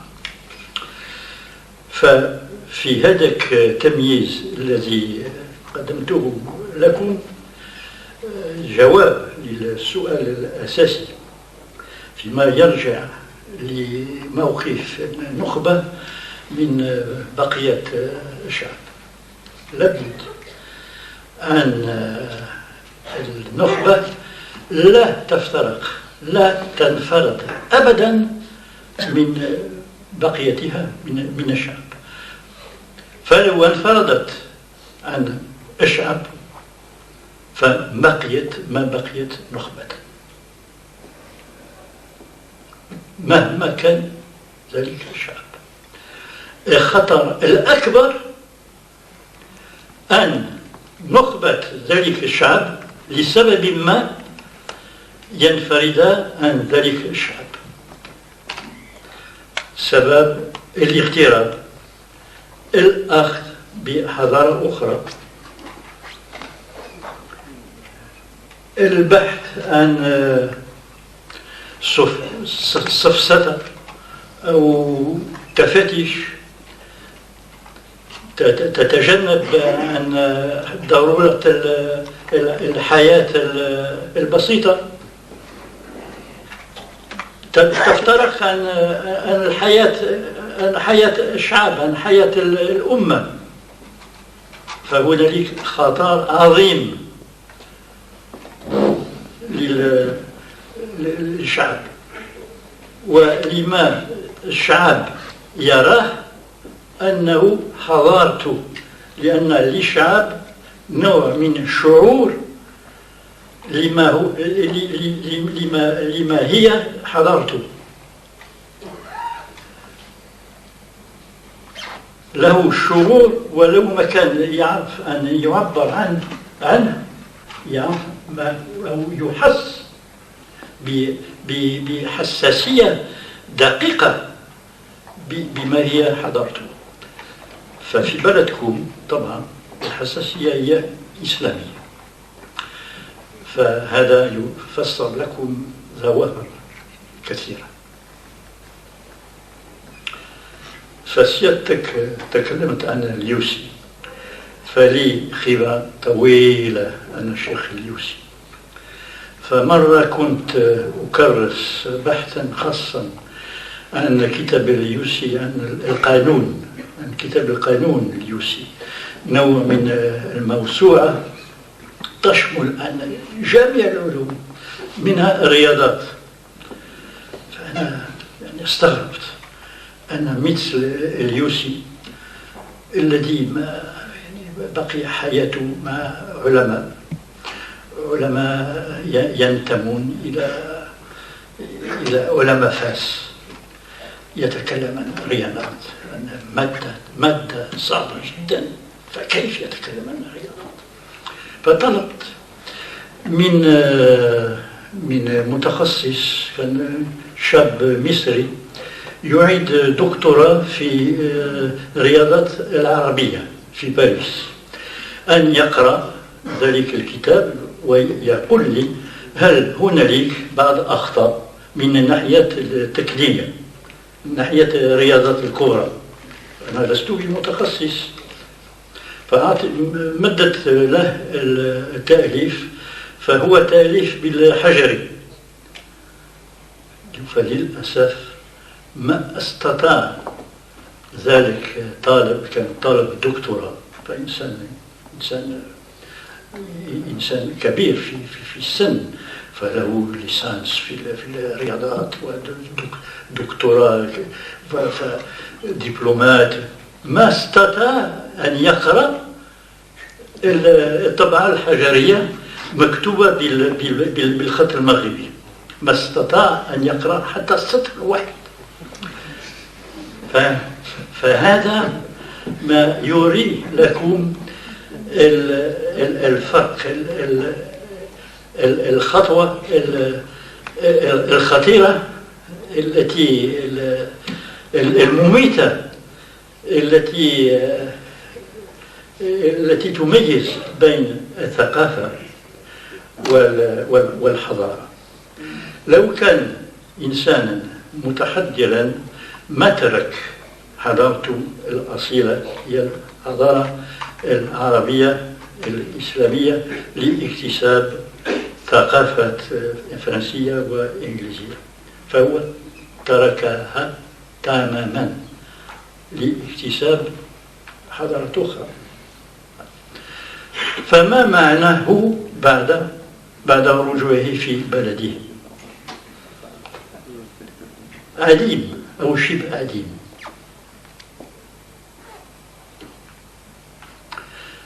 فبعد ذلك الاستطراد أطلب من سيادتك أن تلخص سؤالك. ما هو مهم من سؤالك؟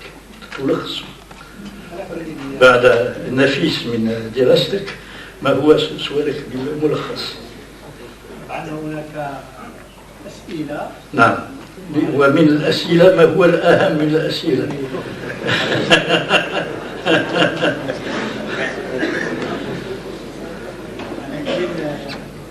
بالنسبة للحضارة، نعم، عندما تتحدثون عن الحضارة تطرح تفضل. مشكل التحديد، معنى أنه حضارة كذلك فهي ليست حضارة بمنسجمة. طبعا هناك اختلاف داخل هذه الحضارات. وبالنسبة لي لأن الثقافة المغربية، هذا هو السؤال، الثقافة المغربية لا يمكن أن ينظر إليها كثقافة، هي اختلاف داخل وحدة داخل، ولكن لكم أن تجعلوا انسجاما بين أطرافها. من وظائف المسؤولين أن يبحثوا عن انسجام بين تلك الأجزاء وبين تلك الأطراف. الغاية هو الانسجام. انسجام الحضارة الشعبية أو القومية لابد أن تبحث عن انسجامها. نفس ما يقع لكم وقع لنا كفرنسيين عدة مرات في تاريخنا. أولا مع الطليان في القرن السادس عشر، الحضارة عندما الموجة الإيطالية يعني وصلت إلينا، فوقع علينا لزوم الانسجام بين تلك الموجة وتراثنا الفرنسي. ثم الموجة الألمانية، الفلسفة الألمانية، وحاليا الموجة الأمريكانية. نعم، بحمد الله.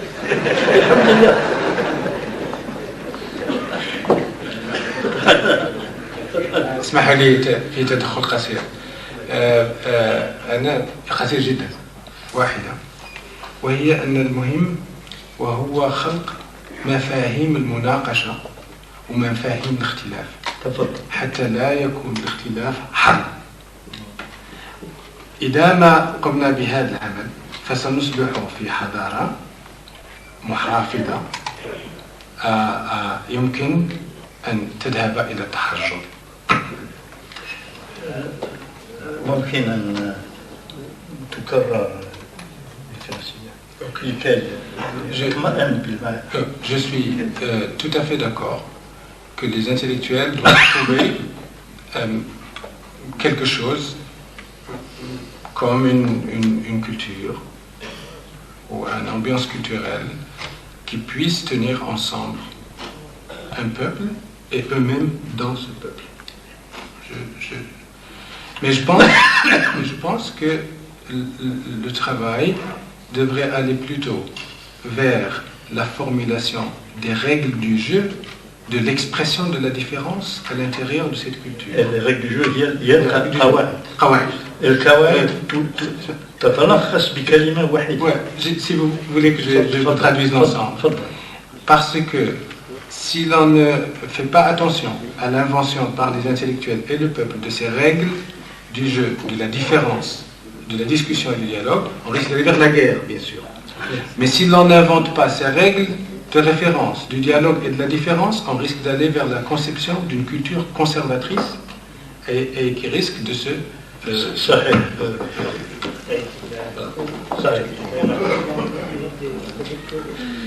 Pour qu'il y ait une homogénéité, il faut quand même qu'il y ait une diffusion de cette culture à l'intérieur de la société. Cela existait avant le temps de lui aussi, le temps Abdelkader Fass, mais ça n'existe plus.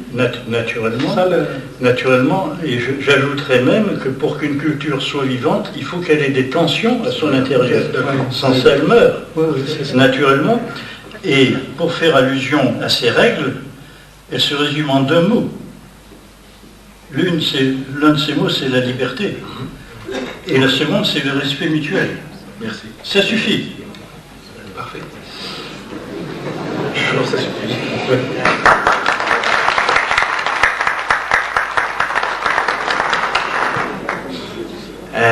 امتدادا واستكمالا لهذه الجلسة الممتعة ولكي نحترم كذلك التزاماتنا سواء مع الأستاذ باك أو مع كل الحاضرين هنا، أعطي الكلمة مباشرة إلى الأستاذ عبد الرحيم عدناوي الذي سوف يتحدث لنا شيئا ما عن مسألة علاقة الدين بالسياسة. الأستاذ عبد الرحيم عدناوي هو أستاذ في كلية الحقوق في الدار البيضاء جامعة الحسن الثاني، وسبق له أن أنجز رسالة جامعية حول بعض أبحاث الأستاذ جاك باك، فليتفضل مشكورا، وأرجو منه أكثر من غيره ربما أن لا تتعدى مداخلته وعلى أكبر تقدير 10 دقائق لكي يتمكن الأستاذ باك من التعقيب عليها، ولكي نتمكن جميعا ربما من إنهاء هذه الجلسة قبل أن يصل بنا التعب والوقت إلى أشياء أخرى. شكرا. تفضل. شكرا أستاذ قسوس، ولم يكن لي الوقت الكافي لكي أتقدم بالشكر لا للأستاذ باك ولا للأستاذ قسوس. على كل حال لهذا سأمر مباشرة إلى الموضوع، وسيكون متمحورا على تموضع الدولة بين الديني والسياسي في كتابات جاك باك، وغادي ناخذ بطبيعة الحال حالة واحدة نظرا لضيق الوقت. هنالك فرضية عمل تقدم بها الأستاذ باك في كتابه المعروف علماء انسورجي فونداتور انسورجي دي مغرب في القرن ال17، ويمكن تلخيص هذه الفرضية بالقول بأن دور الديني في وصول الشرفاء الساديين وكذلك العلويين فيما بعدهم يعتبر دورا ثانويا ولم يكن أساسيا. ويضيف الأستاذ باك أن السعديين أعطوا فيما بعد لحكمهم نكهة سياسية دينية. لماذا؟ لأنه يقول quand on n'est pas soi-même un religionnaire on prend l'initiative d'une politique religieuse. لهذا عمدوا إلى إحداث لأول مرة في تاريخ المغرب بطبيعة الحال بمناسبة عيد المولد النبوي الشريف الاحتفالات المولودية المعروفة، وكان القصد من وراء هذا الإخراج المسرحي المحض، لأن الأستاذ جاك باك يقول تياتراليتي، هو محاولة السعديين انضمام أكبر عدد ممكن من الناس إلى دولتهم، أي بلغة اليوم كان الهدف موجها أساسا إلى استهلاك الرأي العام كما نقول حاليا. وبالموازاة مع ذلك أقر السعديون ضرائب قاسية على الزوايا والطوائف الدينية، وهو دليل قاطع ينم عن الوجه الواقعي للنظام السياسي للسعديين. لهذا فالشرفاء السعديون الذين وصلوا إلى السلطة في مخاض أزمة دينية وسياسية كانوا أول من أسس في التاريخ المغربي الطويل حكما لا يستند لا على شرف الأصل كما كان الحال مع الأدارسة، ولا على دعوة تطهيرية للدين كما كان الشأن بالنسبة للمرابطين والموحدين، ولا كذلك على تجمع قبائلي كما كان الشأن بالنسبة للمارينيين والوطاسيين، بل كان الهاجس الأول للسعديين والعلويين فيما بعدهم هو بناء دولة وضعية بالمعنى الحديث، دولة لا تمت إلى الدين بصلة، والدليل هو على ذلك هو تطلعهم الدائم إلى إسبانيا المسيحية ضدا عن الإتراك للمسلمين. لهذا فالدولة المحدثة في القرن 17 لم تكن دولة دينية بقدر ما كانت نابعة من واقع ديني، كما كان الشأن كذلك بالنسبة للديائيين الذين كانوا زعماء وعلماء دين، بينما كانت دولتهم لا تمت للدين في إطار بطبيعة الحال المؤسسة بصلة. والملاحظ يضيف بيرك بأن الدولة في المغرب خلال هذه المرحلة قد مشت في نفس الطريق الذي مشت فيه الدول في مجموع الدول الأوروبية. لم نكن نتعطل بطبيعة الحال على الدولة المؤسسة الحديثة في القرن 17 اللي بدأت بطبيعة الحال في القرن 16 وامتدت حتى القرن 17 في شيء، إنما كنا نمشي في نفس المسار الحديث الذي ذهبت فيه الدولة في أوروبا بداية من القرن 16 ونهاية من القرن 17. وتأكيدا لهذه الفرضية يريد الأستاذ بيرك رسالة شيقة للسلطان محمد الشيخ الصغير حفيد أحمد المنصور الذهبي، يقول في مطلعها، غادي نعطي المطلع: الحمد لله الذي نصب الدول لحماية الأنفس والشرع لكسر شوكة الخارجين الذين يبتغون تحطيم أسس الجماعة ببدايهم. انتهى المطلع. كنا ننتظر في هذا المطلع، يعلق الأستاذ جاك بيرك، إشارات حول الإمام وإلى الأمة، وإذا بنا بغتة أمام كلمة دولة، تعريف لجهاز وضعي حديث كقوة دفاعية في خدمة المجتمع. وهذا تقريبا هو التعريف الحديث، أي التعبير الريبيري للدولة والمتفق عليه من لدن الجميع. وخلاصة القول أن الشرفاء العلويين كما هو الحال بالنسبة للسالين اهتموا بإحداث دولة حديثة بعيدة عن الدين والمقدس، ولكن لتزكية الواقع اللي هو إسلامي في الأصل أعطوا طرائق ومساحيق دينية كالاحتفال بالمولوديات خصوصا مع السادين. فمولاي إسماعيل تمكن من إحداث الدولة العصرية في المغرب معتمدا على إحداث كبيرك أبل une distanciation érigée en système politique. بون ديستانسياسيون ترجمتها بالمسافة، ولكن لا أعتقد بأن كذلك يكون تباعد. دونك إلى إحداث une distanciation بين الحكم والعامة. ولقد ارتكزت هذه العملية على عنصرين أساسيين: أولا الطوبوغرافي، وهو فيما ترخص ببناء القصبات لصد هجمات القبائل الثائرة، والثاني مسافة اجتماعية، أي إحداث وتأسيس جيش من العبيد لمواجهة الثوار. ويمكن أن نعدد من الأمثلة كأن نشير مثلا إلى مشروع المولى سليمان فيما بعد لمحاربة الزوايا بالمغرب 1810-1822، وفي القرن 19 مثلا زعماء الإصلاح ومواجهتهم لرجال الدين، إلى حد أن هنالك مفكر مغربي كتب كتابا سماه بكشف الغمة ببيان أن حرب النظام واجب على هذه الأمة. سي تري سينيفيكاتيف ملي كيوصل الإنسان أنه بهذا يكشف الغمة، الأصل كالردي بطبيعة الحال، وكنلخص بزاف. وعلى صعيد كذلك التفاعل الديني والسياسي في العصر الحديث يجب ذكر بعض الأمثلة فهذه في الوقت الحديث، كالتظاهر بطبيعة الحال بقراءة اللطيف تنديدا بإصدار الظاهر البربري، وقد ساهم في هذه القراءة كذلك حتى الأستاذ محمد الحسن الوزاني الله يرحمه، الذي كان حاصلا في ذلك الفترة على إجازة في العلوم السياسية من باريس.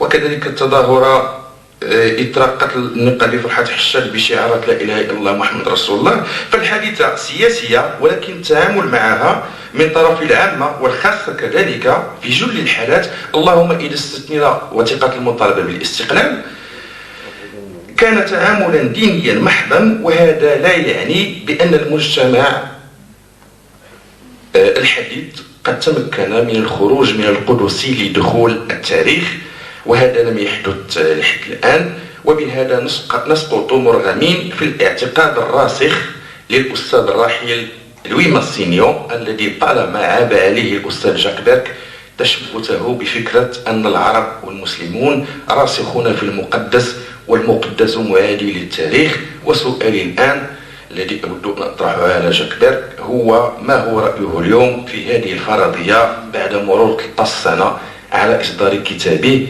هل هناك أدلة جديدة على ضوء المعطيات الحالية؟ وشكرا.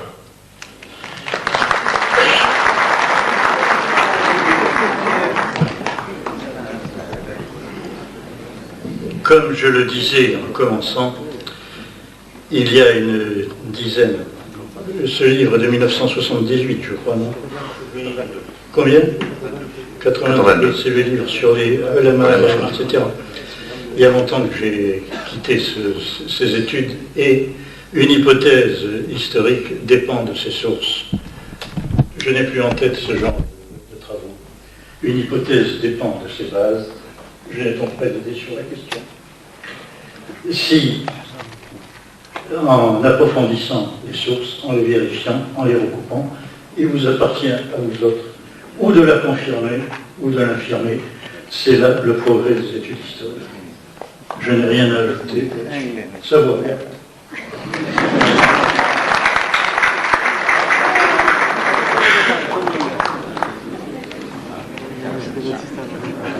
أيها السادة إتماما لهذه الجلسة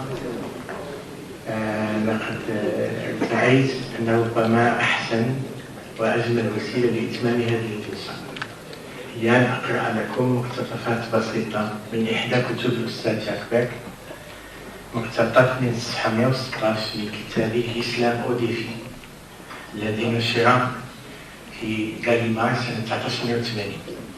نص يتحدث فيه عن وصف النبي صلى الله عليه وسلم، وأعتقد أنه من أجمل ما كتبه الأستاذ بيك. Si le dit révélé met souvent en scène le prophète, le hadith réciproquement entraîne les contextes asbab de la révélation dans une aventure existentielle ou suivie jusqu'à l'anecdote. Qu'en ressort-il? Un homme pleinement homme et qui rend à l'humain tous ses droits, la faim, le désir, le vieillissement, bientôt la mort. Au moment de la révélation, Mohammed a déjà vécu tout un âge d'homme. Bien qu'il soit le meilleur de la créature, nous laissons au soufi le soin de spéculer sur son essence et sur le rôle ontologique qui lui aurait été donné. Ils sont les nôtres, sauf qu'en lui prévaut la sûreté du cœur. Il aura beaucoup aimé la prière, les femmes et les parfums. L'on peut rêver sur les consonances possibles entre ceci et cela. Certes, il appartient à une famille noble. Il a dans son peuple excellente réputation.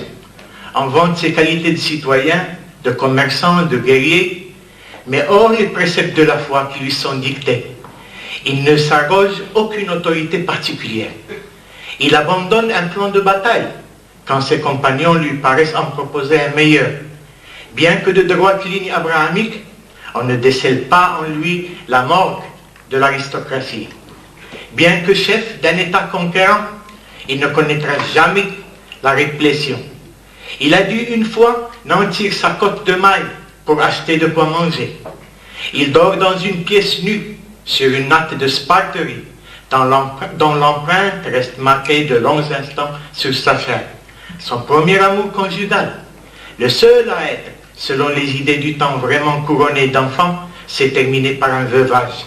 Certes, il a encore désiré, mais son second foyer a connu des amertumes auxquelles la révélation fait écho. Il aime ses épouses, et l'une plus fort que les autres. Il n'arrive pas toujours à faire régner la paix entre elles, ni même à éviter à la plus jeune la calomnie.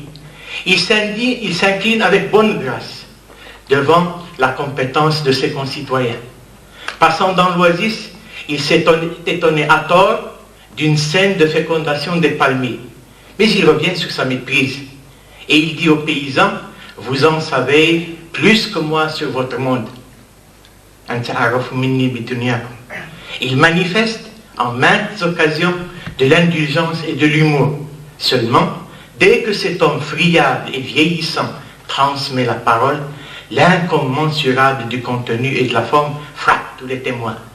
Les malveillants voient en lui un devin, un magicien, un poète. D'autres moins prévenus s'écrient comme cet expert en langage qu'on a envoyé l'entendre pour le jauger. Par Dieu, ce qu'il a dit de la douceur, et par là-dessus du brillant, cela fructifie par la cime, tandis que le pied ruisselle. Cela monte très haut, ne laisse plus rien par-dessus et fracasse le reste par-dessous. Un compagnon se promenait de grand matin sur les hauteurs autour de Médine, quand un pâtre éploré lui annonça que des pillards venait d'enlever des chamelles laitières de Mohammed. Gravissant un monticule, il héla d'une clameur les gens de la ville, puis tout seul se précipita à la poursuite des brigands. Il leur inspira une telle crainte qu'ils se mirent en fouillant à se délester d'une partie du butin, puis d'une autre. Arrivé à un point d'eau, il les en délogea de façon si roide qu'ils partirent sans même pouvoir abreuver leur bec. Il ramena donc au prophète, qui arrivait à la rescousse, certains des animaux, et demanda quelques hommes pour achever la déconfiture des ravisseurs. Alors Mohammed se mit à rire, tellement, dit le hadith, qu'on lui vit jusqu'au molaire, et il prescrivit la modération. Effectivement, une femme qui avait été capturée avec le troupeau revint de nuit avec ce qui en restait. C'était l'épouse de cet Abu Dhar al-Ghafari, à qui l'exégèse socialisante demande aujourd'hui des précédents. Noble mémoire, c'est bien cet Abu Dhar qui s'étonnait qu'on empoignât son sabre à la vue des misères et de l'injustice du monde. Mais point n'est besoin de recourir à ce compagnon, non plus qu'à Ali, héros des anciens âges, selon Taha Hussein. Ces échappées modernes, souvent, ces échappées modernes trouvent leur origine et leur justification dans l'humanité luxuriante de Mohammed lui-même, telle qu'elle ressort du Coran et de la Sira. Je pense qu'en vous lisant ces quelques mots, j'espère avoir contribué à donner aussi une saveur à l'ensemble des raisons. Elles sont complexes et multiples pour lesquelles j'ai dit au début, et je le répète, que c'est un grand honneur aujourd'hui que de recevoir le professeur Jacques Beck parmi nous, que c'est un grand honneur pour nous tous de pouvoir discuter avec lui. Et je remarque à quel point cette discussion, cette rencontre, s'est manifestée par son caractère familial. Je remarque aussi la diversité des personnes qui sont ici présentes, différentes générations d'intellectuels, différentes générations de militants, certains parmi les meilleurs hommes que ce pays ait produit, certains parmi les hommes qu'il a respectés et qu'il continue à respecter le plus. Je n'oublierai pas non plus que c'est à cause de Siad Rahim Bouabid et sous l'égide de la Fondation Siad Rahim Bouabid et avec Siad Rahim Bouabid et tout ce qu'il représente, et avec la collaboration de l'Union des écrivains du Maroc, qui incontestablement pour nous représente une des forces de l'avenir tel que nous le voulons, tel que nous voulons qu'il soit édifié, que cette réunion a eu lieu. Je suis très rassuré par le climat d'apaisement et de réconfort général dans lequel cette discussion a eu lieu. Voilà un homme qui a suivi les affaires de notre pays, nos affaires de la chair, du cœur, de l'avenir, notre situation économique, politique, culturelle, sociale, pendant plus de 60 ans. Et finalement, votre présence, sa présence, la manière avec laquelle ce débat s'est déroulé, je crois, démontre que dans l'amour, dans le respect mutuel, on peut édifier beaucoup de belles choses, et que ces belles choses peuvent rester. J'espère qu'elles resteront aussi longtemps qu'il y aura des hommes de bonne foi, aussi longtemps qu'il y a des causes pour les militants. Et l'un de ces militants, c'est effectivement M. Jacques Beck.